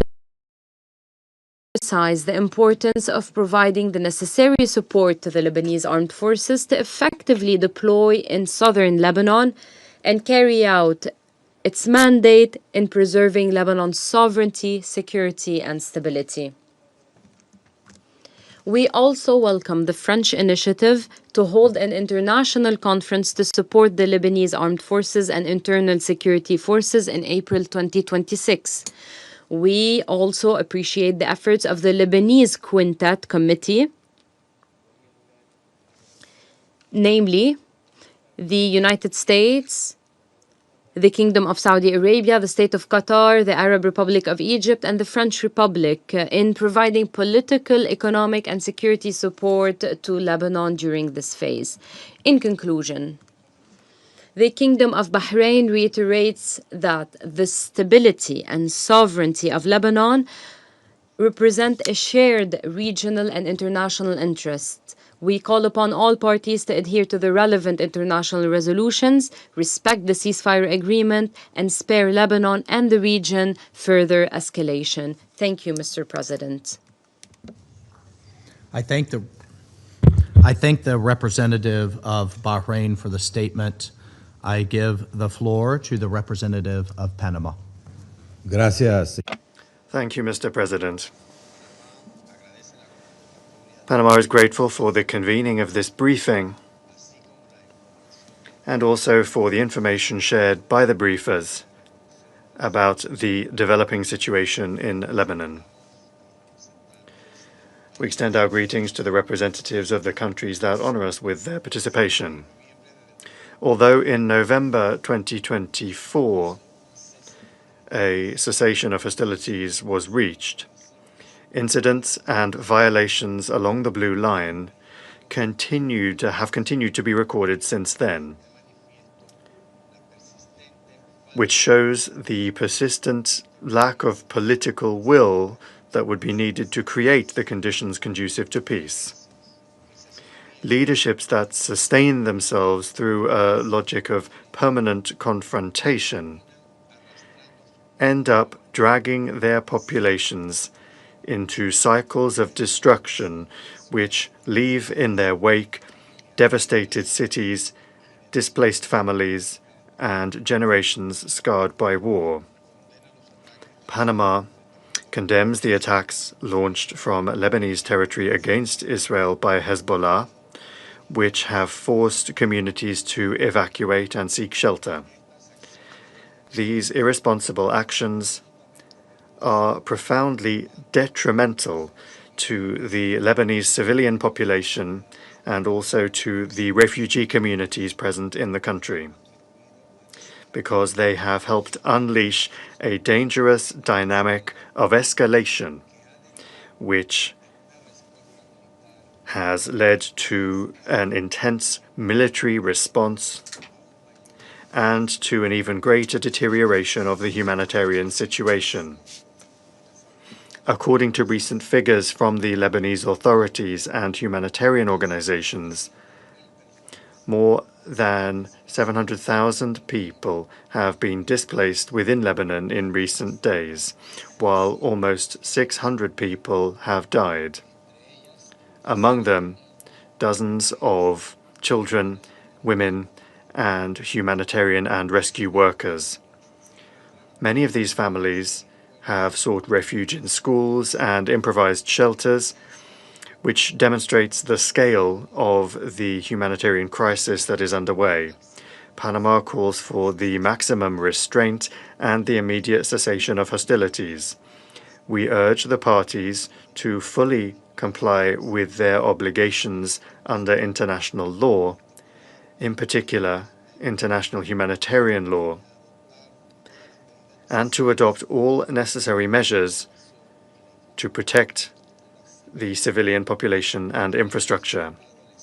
Panama reiterates its support for the state and government of Lebanon, whose efforts to preserve internal stability and to strengthen the authority of the state throughout its territory are essential, including the role of the Lebanese armed forces in ensuring that the monopoly and control of arms lies exclusively with the state. We take note of the recent statements by the President of Lebanon, Joseph Aoun, reiterating his country's readiness to resume negotiations with Israel with the aim of stopping the current escalation, and also the measures announced by the Lebanese authorities to restrict the military activities of Hezbollah. We reaffirm our full recognition of the sovereignty, territorial integrity, and political independence of Lebanon in accordance with its internationally recognized borders. A safe and stable Lebanon, a secure and stable Lebanon with institutions that can fully exercise their authority through the actions that the current governmental administration of Lebanon have been carrying out is essential for the stability of the entire region. Mr. President, the support of the United Nations to preserve relative stability along the Blue Line in recent decades has been and continues to be essential in order to avoid greater escalations of violence. That notwithstanding, in recent months, the presence of the United Nations Interim Force in Lebanon has suffered repeated attacks, increasing the risks for personnel and its facilities. We robustly reject these attacks. Last week, 3 blue helmets from the Ghana contingent were wounded while they were within a mission position in the south of Lebanon. Attacks or actions that compromise the security and integrity of the personnel, facilities, and property of the United Nations are unacceptable. Blue helmets that are implementing the mandates of this Council, as well as the positions and infrastructure of the mission, must be respected and protected at all times in accordance with international law. Panama reiterates its firm support and backing for the work of the United Nations Interim Force in Lebanon. We must also recall that that force is in the final phase of its mandate before the planned withdrawal process. And it is precisely for that reason that it is even more important to preserve the conditions of stability on the ground, to ensure the freedom of movement of the mission, and to allow it to fully carry out the tasks entrusted to it by this Council. We reiterate the urgent appeal for the greatest restraint and the immediate cessation of hostilities. President, the current situation once again demonstrates the importance of the full implementation of and compliance with Resolution 1701 of the Security Council. This resolution continues to be the fundamental framework for guaranteeing stability along the blue line and for moving towards a lasting solution. Thank you very much. I thank the representative of Panama for the statement. I give the floor to the representative of Pakistan. Thank you, Mr. President. I thank USG DiCarlo, USG Lacroix, USG Fletcher, and Ms. Harfouch for the comprehensive and valuable briefings. Lebanon is a country of remarkable diversity, shaped by layers of civilization and a rich cultural and historical legacy. Its people have long shown resilience in the face of adversity, preserving a vibrant social fabric rooted in coexistence among communities and traditions. Lebanon needs a period of calm to pursue its objectives of peace and stability. The renewed escalation and hostilities are a matter of great concern. They threaten far more than infrastructure.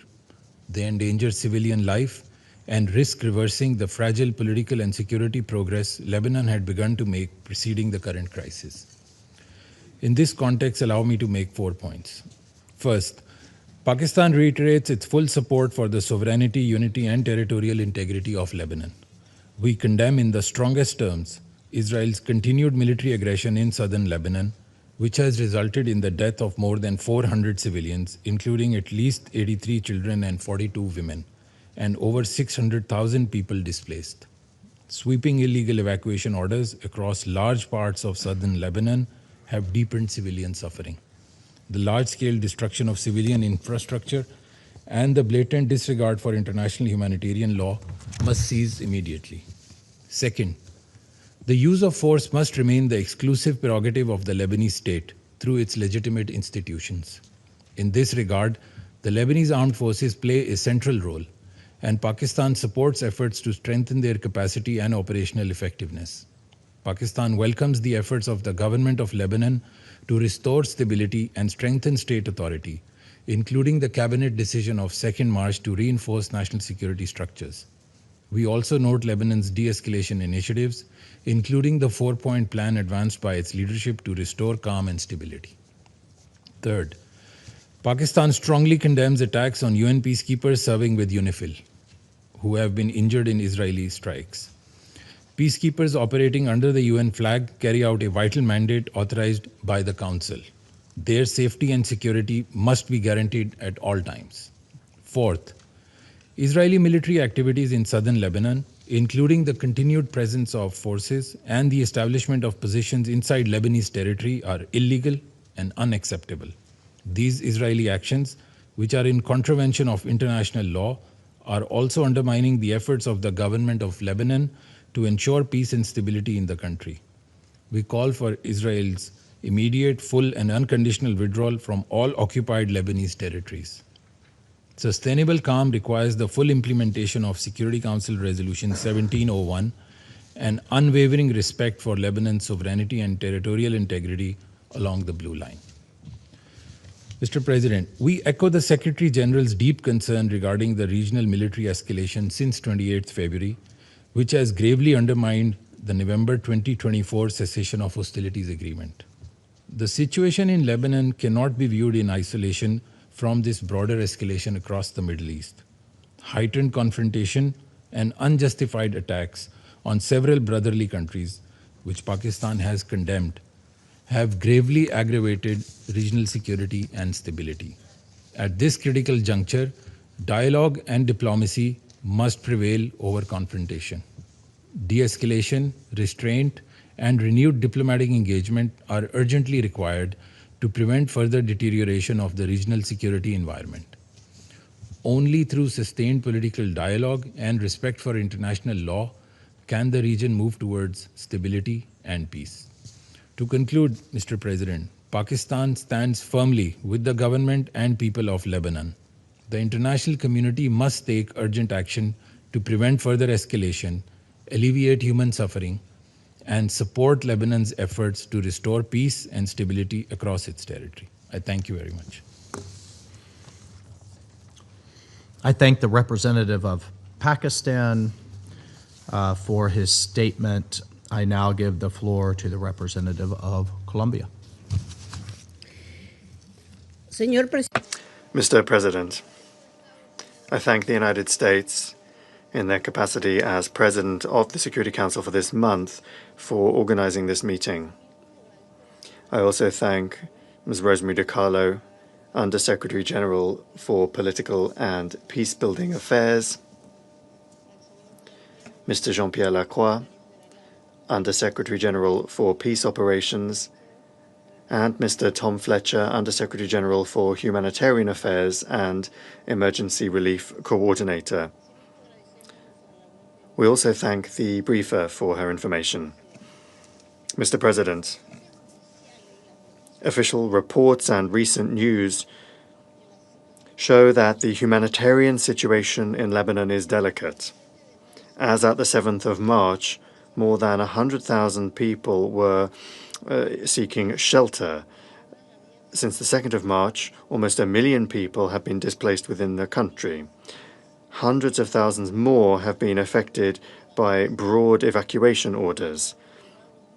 A high number of civilian victims has been recorded, including women and children. There have also been attacks verified against health care facilities, and the safety, security, and life of peacekeeping personnel has been compromised. This demonstrates a crisis that is progressing quickly and which requires an urgent international response. In the past 2 years, we have witnessed how, in this region specifically, the use of force and disdain for international law can affect the lives of millions of people.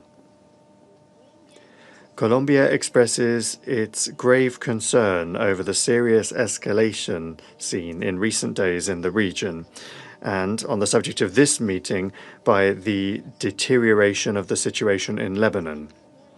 We urge all of the parties to respect and fully implement Resolution 1701, to exercise maximum restraint, and to guarantee the protection of the civilian population and of United Nations personnel.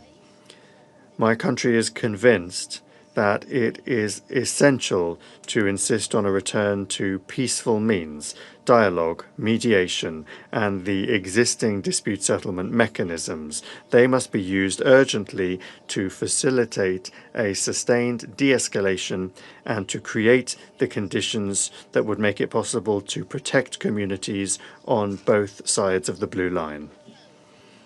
At the same time, Colombia wishes to express its solidarity with the Lebanese people and with all of the victims affected by the events of recent weeks.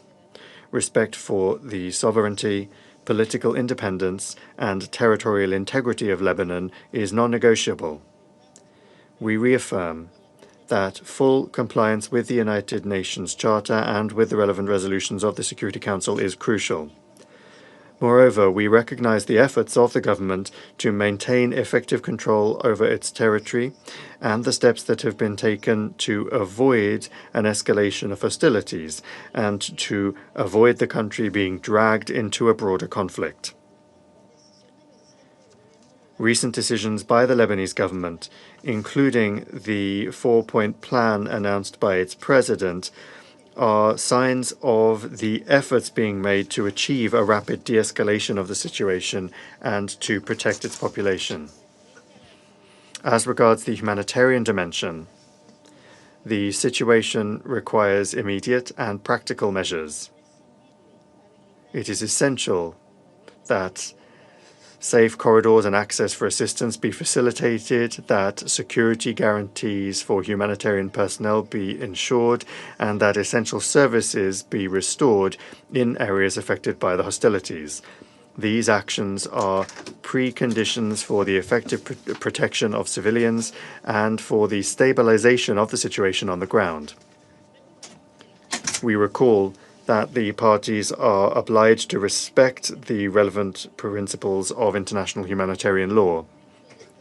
Strict compliance with those obligations is essential in order to halt the deterioration and to preserve life and human dignity. Mr. President, Colombia condemns any attack on United Nations personnel and emphasizes that the protection of its personnel and the inviolability of its facilities is essential. All parties have the legal and moral obligation to guarantee their security in accordance with international law and with the decisions of the Security Council. Any threat or attack undermines the UN's ability to maintain international peace and security, as well as to verify incidents and to provide humanitarian assistance. We wish to condemn the attack that took place on the 6th of March, and we express our solidarity with the members of the mission that were affected. UNIFIL continues to play an essential role, working with dedication to prevent the escalation of tensions and to protect civilian communities. Colombia reiterates its support and gratitude for the members of the mission, with the understanding that their work in such a complex context is essential. Thank you very much. I thank the representative of Colombia for her statement. I now give the floor to the representative of Somalia. Thank you, Mr. President. I have the honor to deliver this statement on behalf of the A3, namely the Democratic Republic of Congo, Liberia, and my own country, Somalia. We thank USG DiCarlo, USG Lacroix, and USG Fletcher for their comprehensive briefings. We also thank Ms. Lynn Harfouch for her valuable contribution. We welcome the participation of the representative of Lebanon in today's meeting. The A3 views the escalation of hostilities in Lebanon since the beginning of March with the utmost gravity and concern.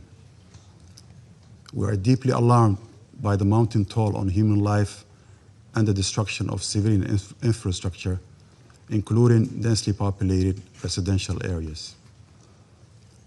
Furthermore, as reported by UNICEF, nearly 700,000 people, including 200,000 children, have been forced from their homes, adding to the tens of thousands already uprooted from previous attacks.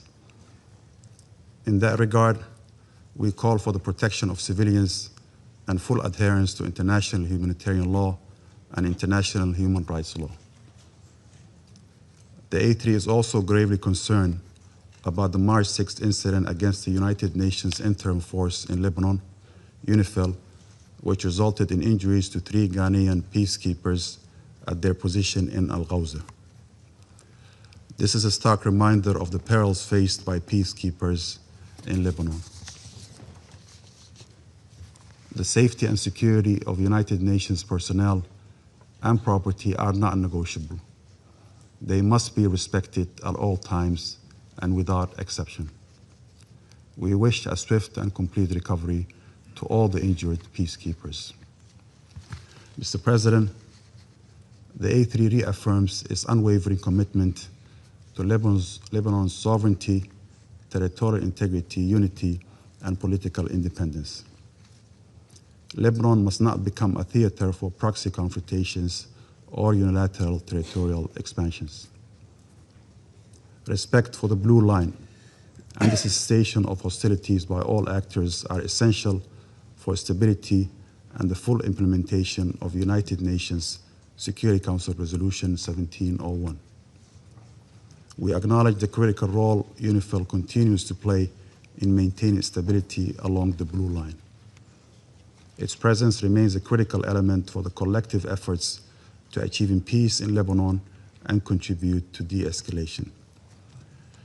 At the same time, the A3 underscores the importance of enhancing the capacity of the Lebanese armed forces to assume full responsibility for the defense of Lebanese territory. We urge the international community to intensify its support, including equipment, materials, and financial assistance to ensure their effective and sustainable deployment south of the Litani River.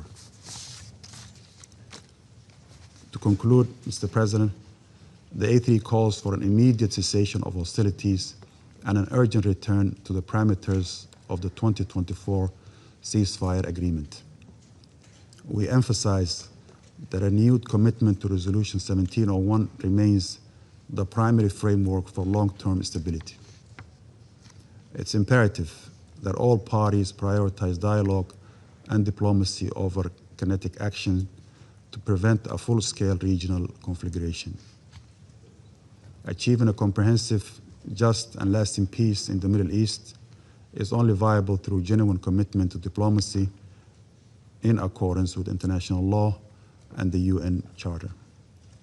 We stand in solidarity with the people of Lebanon, and we urge this Council to act with unity and resolve to restore peace and uphold international law. I thank you. Thank you to the representative of Somalia for the statement.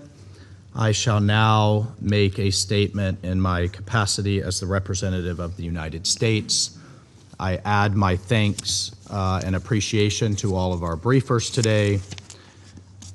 Colleagues, the United States condemns the attacks that Hezbollah, a longtime proxy of the Iranian regime, has launched against Israel. Hezbollah has yet again made it clear that it does not represent nor does it defend the people of Lebanon. It defends the interests of the Iranian regime.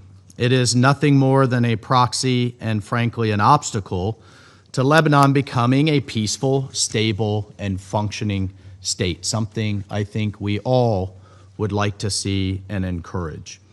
We recognize Israel's legitimate security needs and its right to defend itself from the Iranian regime and Hezbollah, which are two sides of the same coin. And we ask all of you, we ask our colleagues, how long will the world continue to tolerate the Iranian regime as the world's largest state sponsor of terrorism, sowing havoc around the world as it seeks to export its so-called revolution? I ask you, what country can legitimately say it's better off or more stable because of Iranian influence over the decades? Yemen? No. Lebanon? No. Syria? Absolutely not. Iraq? No. They're all trying to rid themselves of this cancer that has spread over the decades, this disease of instability and chaos. Thankfully, the United States and this administration is taking bold action to do just that. But to the end of ridding itself of this violence, death, and destruction, the United States welcomes the absolutely historic, and we should recognize it for what it is. We welcome the March 2nd decision of the Lebanese Council of Ministers to immediately prohibit Hezbollah's military and security activities. We applaud them. As the government of Lebanon said in its letter to this council on March 2nd, these activities, the activities of Hezbollah, disregard the will of the majority of the Lebanese people. In fact, it's endangering them. That statement is an absolutely historic milestone on the road to ending Hezbollah's long and destructive influence in Lebanon. The next milestone is implementation, and Lebanon's security services must enforce this policy and prosecute those who violate it. Now is the time for the government of Lebanon to take back control of the entirety of its country. The United States absolutely supports that endeavor and that mission. We urge our friends in Lebanon to not let this moment slip away. Our message is clear. Take your country back. And we are all too happy to apply the time and treasure necessary to do that. The United States also commends the actions of the Lebanese government to expel Iran's Islamic Revolutionary Guard Corps, the IRGC, which has undermined Lebanese sovereignty for decades and provides oxygen, provides money, provides weapons to Hezbollah's terrorist plots in Lebanon and across the globe. The world must now come together in supporting Lebanon's efforts.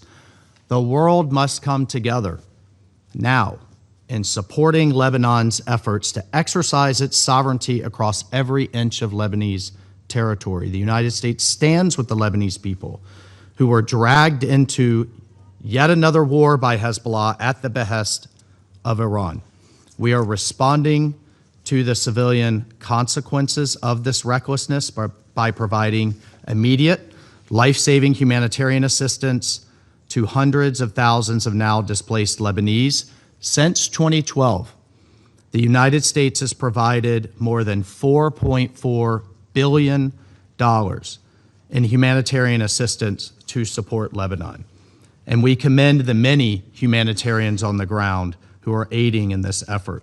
We also express our hopes for the full recovery for the UNIFIL peacekeepers who were recently injured. Peacekeepers take on exceptional risks in these conflict zones for the advancement of peace and security. We recognize that, and we call on all parties to respect the safety and security of these men and women as they assume this important role.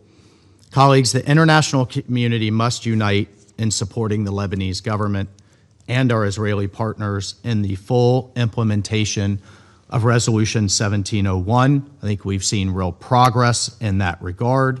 This council must condemn all acts that undermine Resolution 1701, and the way forward involves the international community standing firmly in support of Lebanon's efforts to exercise its territorial sovereignty and restore state authority. And we will continue to work alongside partners to create lasting peace and security in Lebanon. I thank you. I will resume my function as President of the Council, and I give the floor to the representative of Lebanon for his statement. Mr. President, at the outset, I thank you for convening this emergency session at the request of the French Republic, supported by the United Kingdom, Greece, Denmark, Latvia, and the Kingdom of Bahrain. I also thank Ms. DiCarlo, Mr. Lacroix, Mr. Fletcher, and Ms. Harfouch for the briefings they provided. Mr. President, we meet today at a moment when Lebanon finds itself trapped in a war that it did not choose between Israel and Hezbollah. Israel, which shows no respect for the laws of war and persists in its attacks on Lebanon, and Hezbollah, whose military and security activities have been banned and deemed illegal by the Council of Ministers.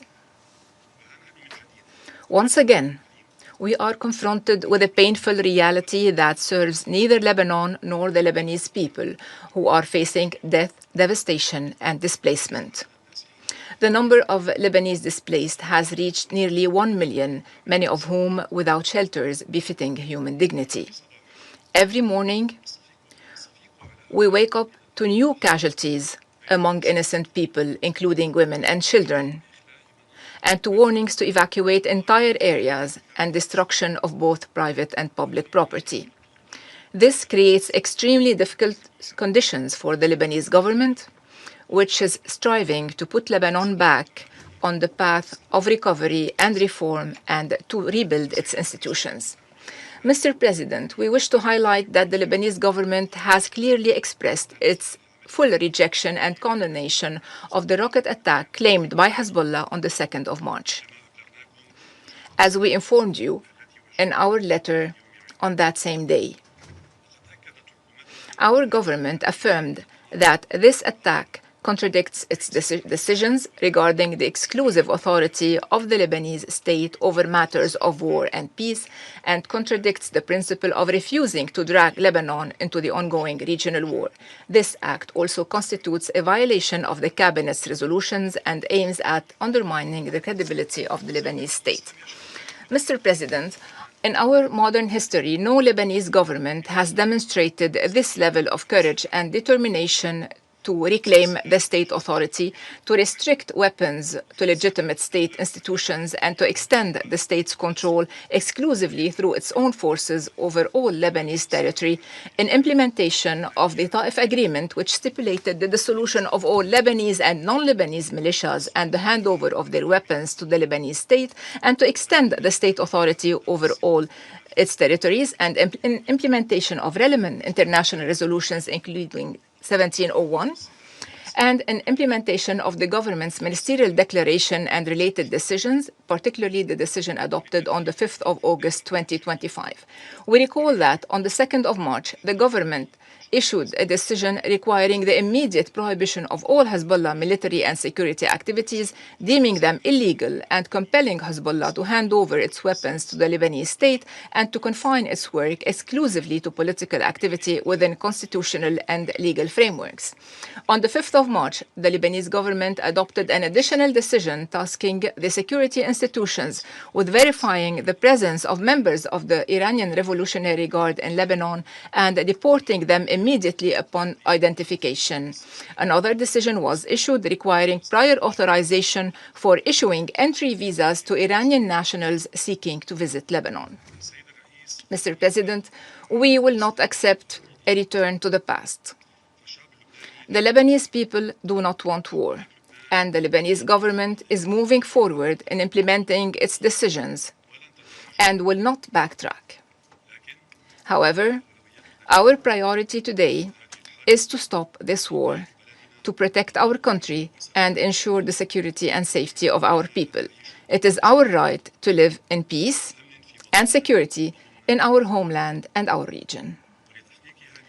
To this end, the Lebanese government has expressed its readiness to enter into negotiations with Israel under international auspices with civilian participation to settle all outstanding issues. The President of the Republic called on the international community 2 days ago to support him and to implement the initiative he announced, consisting of the following: establishing a full truce, including a complete halt to all Israeli ground, naval, and air attacks on Lebanon. Second, expediting the provision of essential logistical support to the Lebanese armed forces. And third, enabling the Lebanese armed forces to take control of areas of tension, confiscate all weapons found there, and seize Hezbollah's arms and depots and warehouses in accordance with the available information. Fourth, simultaneously, Lebanon and Israel would begin direct negotiations under international auspices to implement all of the above. Mr. President, in support of the Lebanese government's efforts, this esteemed council is called upon to compel Israel to implement Resolution 1701, to respect the cessation of hostilities, to withdraw fully to internationally recognized borders, to end its repeated violations and breaches of Lebanese sovereignty, to release Lebanese detainees, to cease its threats to Lebanon's territorial integrity and political independence within its internationally recognized borders. We reaffirm Lebanon's attachment to the follow-up mechanism established under the Cessation of Hostilities Declaration pursuant to Resolution 2790. We also reiterate Lebanon's commitment to the truce agreement signed with Israel on the 3rd of March 1949, which is in the interest of both parties. Mr. President, we must also reiterate our condemnation of Iran's deliberate and unjustified attacks targeting the Gulf Cooperation Council states, the Hashemite Kingdom of Jordan, Iraq, and Syria. We express our full solidarity with these countries. We also condemn the attacks targeting Turkey, Azerbaijan, and Cyprus. We strongly denounce these reprehensible acts, which Lebanon rejects unequivocally and without reservation. We also condemn the attacks against the UNIFIL from any source. We renew our gratitude to the UNIFIL, to the troop-contributing countries, and to all personnel serving within this force, especially those who lost their lives in Lebanon in service of international peace and security. We strongly condemn the targeting of the Ghanaian battalion headquarters and express full solidarity with Ghana and UNIFIL's command, wishing the injured a swift recovery. Finally, Mr. President, Lebanon is facing an extremely dangerous moment and a true humanitarian catastrophe. While we work tirelessly to alleviate the suffering of our people and meet their basic humanitarian needs, any support or assistance to help ease the burden of this crisis is welcome and greatly appreciated. We reiterate once again that Lebanon will not accept to be turned into an arena for settling scores. We will continue striving to lead our nation out of this ordeal stronger and more resilient. Thank you, President. I thank the representative of Lebanon for the statement. I now give the floor to the representative of Israel. Thank you, Mr. President. First, I would like to congratulate the United States for taking the presidency for the month of March, and I also would like to thank the briefers. Mr. President, since the 2nd of March, Hezbollah has launched wave after wave of attacks against Israel. More than 880 rockets and missiles, more than 60 UAVs, more than 15 anti-tank guided missiles. Hezbollah itself has been clear about why, and I quote, to avenge the death of Ayatollah Khamenei, not to defend Lebanon, not to protect Lebanese citizens, but to serve the agenda of the Iranian regime. Just days ago, they vowed to fight to the last breath. As we sit here today, Israeli families are running to bomb shelters as Hezbollah launches new attacks toward our communities. That is the reality we face. That is why Israel is now operating in Lebanon, to stop this threat. Mr. President, to understand where we are today, we must look at what has happened since October 7th. For years, Hezbollah grew into one of the most powerful non-state armed organizations in the world. It began way back in the 80s, when Lebanon was in the middle of a civil war. But over time, it became something more dangerous, a proxy army built by Iran, funded by Iran, trained by Iran, armed by Iran. By 2024, Hezbollah had between 150,000 and 200,000 rockets and missiles. Think about that. The largest arsenal ever held by a non-state actor. Think about your countries. Most of your countries do not have the capacity of 200 missiles and rockets. A war machine built over decades with one purpose: Israel's destruction. After Hamas's October 7th attacks, Hezbollah opened a second front from Lebanon. For months, Israel's northern communities came under fire. Rockets, drones, missiles launched across the border. We responded. Israel responded with targeted operations against Hezbollah's command networks and military infrastructure. I want to remind you that during that operation, senior leadership was eliminated, including their leader, Hezbollah leader Hassan Nasrallah, a terrorist with blood on his hands. Command structures were disrupted. Around 3,000 fighters from the Radwan force were taken off the battlefield. They lost roughly 80% of its rocket capability. The army Iran spent decades building, we broke it. But Hezbollah was not fully eliminated. We have to admit it. Instead of stepping back after the ceasefire, it rearmed, restocked, it rebuilt, and it did so with the help of the Iranian regime. During the first year after the ceasefire, Iran funneled more than $1 billion to Hezbollah. It continues to receive over $50 million every month to rebuild its military machine. Tehran funds it, Tehran arms it, Tehran directs it. Hezbollah pulls the trigger, but the Ayatollahs in Tehran pull the strings. All of this in direct violation of Security Council Resolution 1701. Mr. President, that resolution required the area between the Blue Line and the Litani River to be free of Hezbollah weapons and terrorists. You all voted on this resolution.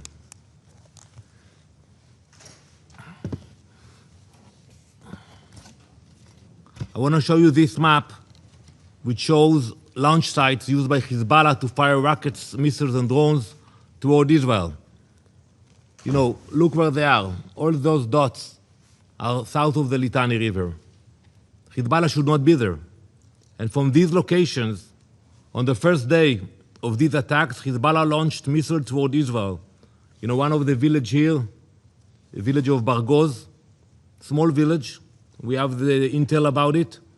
When they send a missile from those areas, southern of the Litani, it takes 30 seconds for the missile to land in Israel, in the northern part of Israel. 30 seconds.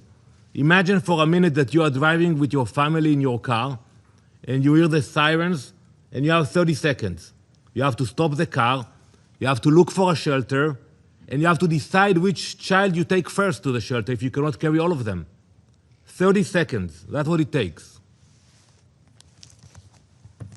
Mr. President, since the ceasefire came into effect, Israel has submitted 929 enforcement requests asking the Lebanese armed forces to dismantle Hezbollah infrastructure, launch sites, weapons depots, underground bunkers. However, the efforts of the Lebanese armed forces were not sufficient. Sites that were identified were not dismantled. Sometimes they came there, they took the pictures, and that was it. And today Hezbollah continues to fire rockets at Israel from those same areas. Last August, the Lebanese government instructed its military to prepare a plan to disarm armed militias in the country. We welcomed that decision. It was a momentous step.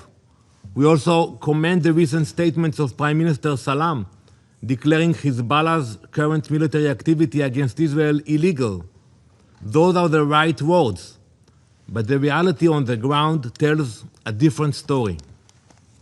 So I ask the Lebanese government, if Hezbollah is being dismantled, where is the evidence? Where are the operations against their launch sites? Where are the seizures of their weapons? Where is your military? Ambassador Arafa, Lebanon now stands at a pivotal moment in its history. The time has come to decide. Will Lebanon stick to declarations or actually act? Because the question before you is very simple. Who controls Lebanon? The Lebanese government or Hezbollah, acting on behalf of the Ayatollahs in Tehran? Lebanon has a national army of more than 72,000 soldiers. Mobilize them, train them, empower them with the authority and resources to assert the sovereignty of the Lebanese state. We support peaceful negotiations. You know that. We spoke before the last operation. But today, as we speak, there are only two options on the table. Either the Lebanese government takes real action to restrain Hezbollah, or Israel will use its strength to dismantle this terrorist organization. There are no other options. You know, we can meet and talk in Akora, wherever you want, but not while Hezbollah is sending missiles into Israel. So Israel is acting. In recent days, the IDF has struck Hezbollah command centers and military infrastructure across southern Lebanon. The IDF has also carried out strikes against assets of Al-Qard al-Qassam network, Hezbollah's financial system used to fund its terrorist activity and rebuild its military capabilities. We have issued evacuation notices to protect Lebanese civilians because we face an enemy that deliberately places them in harm's way. Hezbollah hides behind civilians in Lebanon and firing at civilians in Israel. Mr. President, believe me, Israel does not want to be operating inside Lebanon. But Israel will not accept rockets fired at our people. As we speak, the Iranian regime is losing.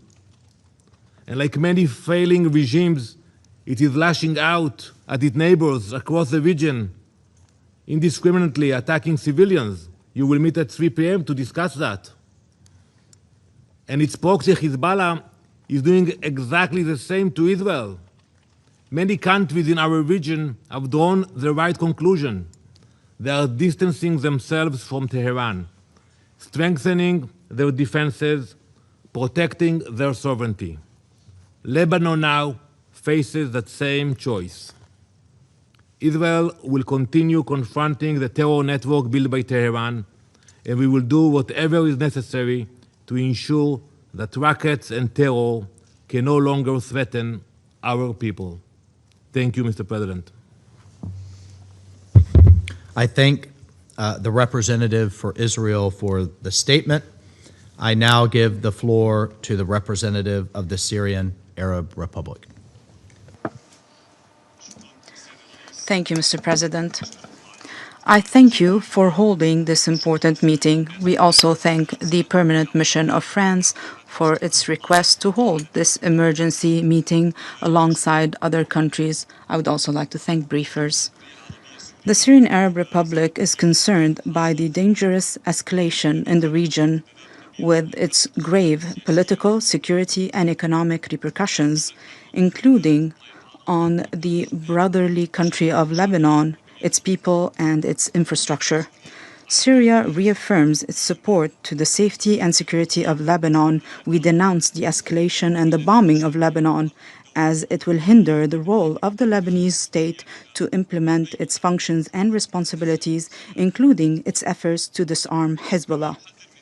We also warn of the repercussions of the current conflict, which, if it continues, could expand in a way that contradicts the interest of Lebanon and the region, especially as this conflict coincides with repeated Israeli violations of Syria's sovereignty through aerial violations and ground incursion into Syria's territory and the occupation of new territory since the 8th of December 2024.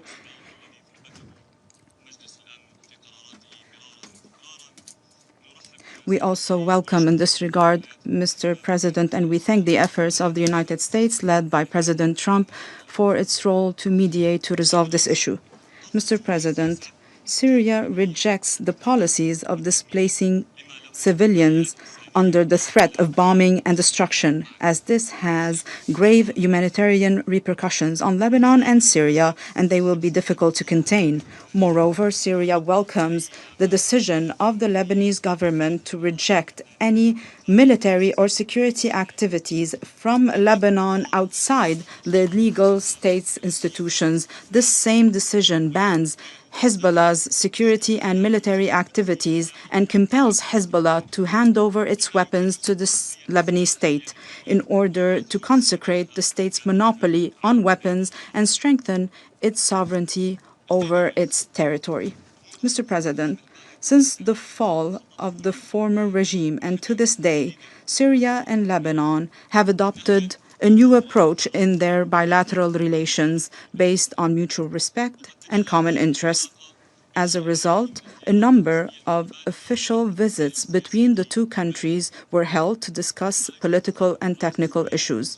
His Excellency, Syrian President Ahmed al-Shara, yesterday made a phone call with His Excellency, Lebanese President Joseph Aoun, to discuss the current regional developments and their repercussions on the security and stability of the region. Both sides stressed the importance of maintaining the security and safety of both countries. President al-Shara expressed his support to the efforts of President Aoun to disarm Hezbollah and to spare the region the repercussions of the current conflict. Both sides reaffirmed the importance of coordination and cooperation between Syria and Lebanon to maintain the security and safety of both countries and their people, and to prevent any attempts to sow discord and destabilize the region. President al-Shara expressed his support to serious steps taken by the governments of Iraq and Lebanon to protect their countries and prevent any descent towards the conflict. We are convinced that Syria is affected by the direct and dangerous repercussions of this escalation. We believe that Syria's stability is a cornerstone for the stability of the Levant and the region. Therefore, we strengthened our defense forces along the borders with Lebanon and Iraq as a precautionary measure to prevent any spillover of this conflict to Syria's territory and to confront and combat cross-border organizations to prevent them from using Syria's territory to implement their foreign agendas in a way that runs counter with the interest of the Syrian people and the people of neighboring countries. Mr. President, Syria condemns in the strongest terms all forms of the ongoing Iranian attacks against the security and stability of the Arab Gulf countries and Jordan and Iraq. We stand in full solidarity with these countries that are subjected to these wanton attacks by Iran. We call for respecting their sovereignty and territorial integrity. My country also denounces all Iranian statements and procedures on the closure of the Strait of Hormuz, as this jeopardizes the freedom of navigation and international trade, in addition to the energy supplies that impact most countries of the world. Syria calls for de-escalation and for supporting the diplomatic track, as this current escalation is an existential threat for the entire region. It jeopardizes the global economic stability.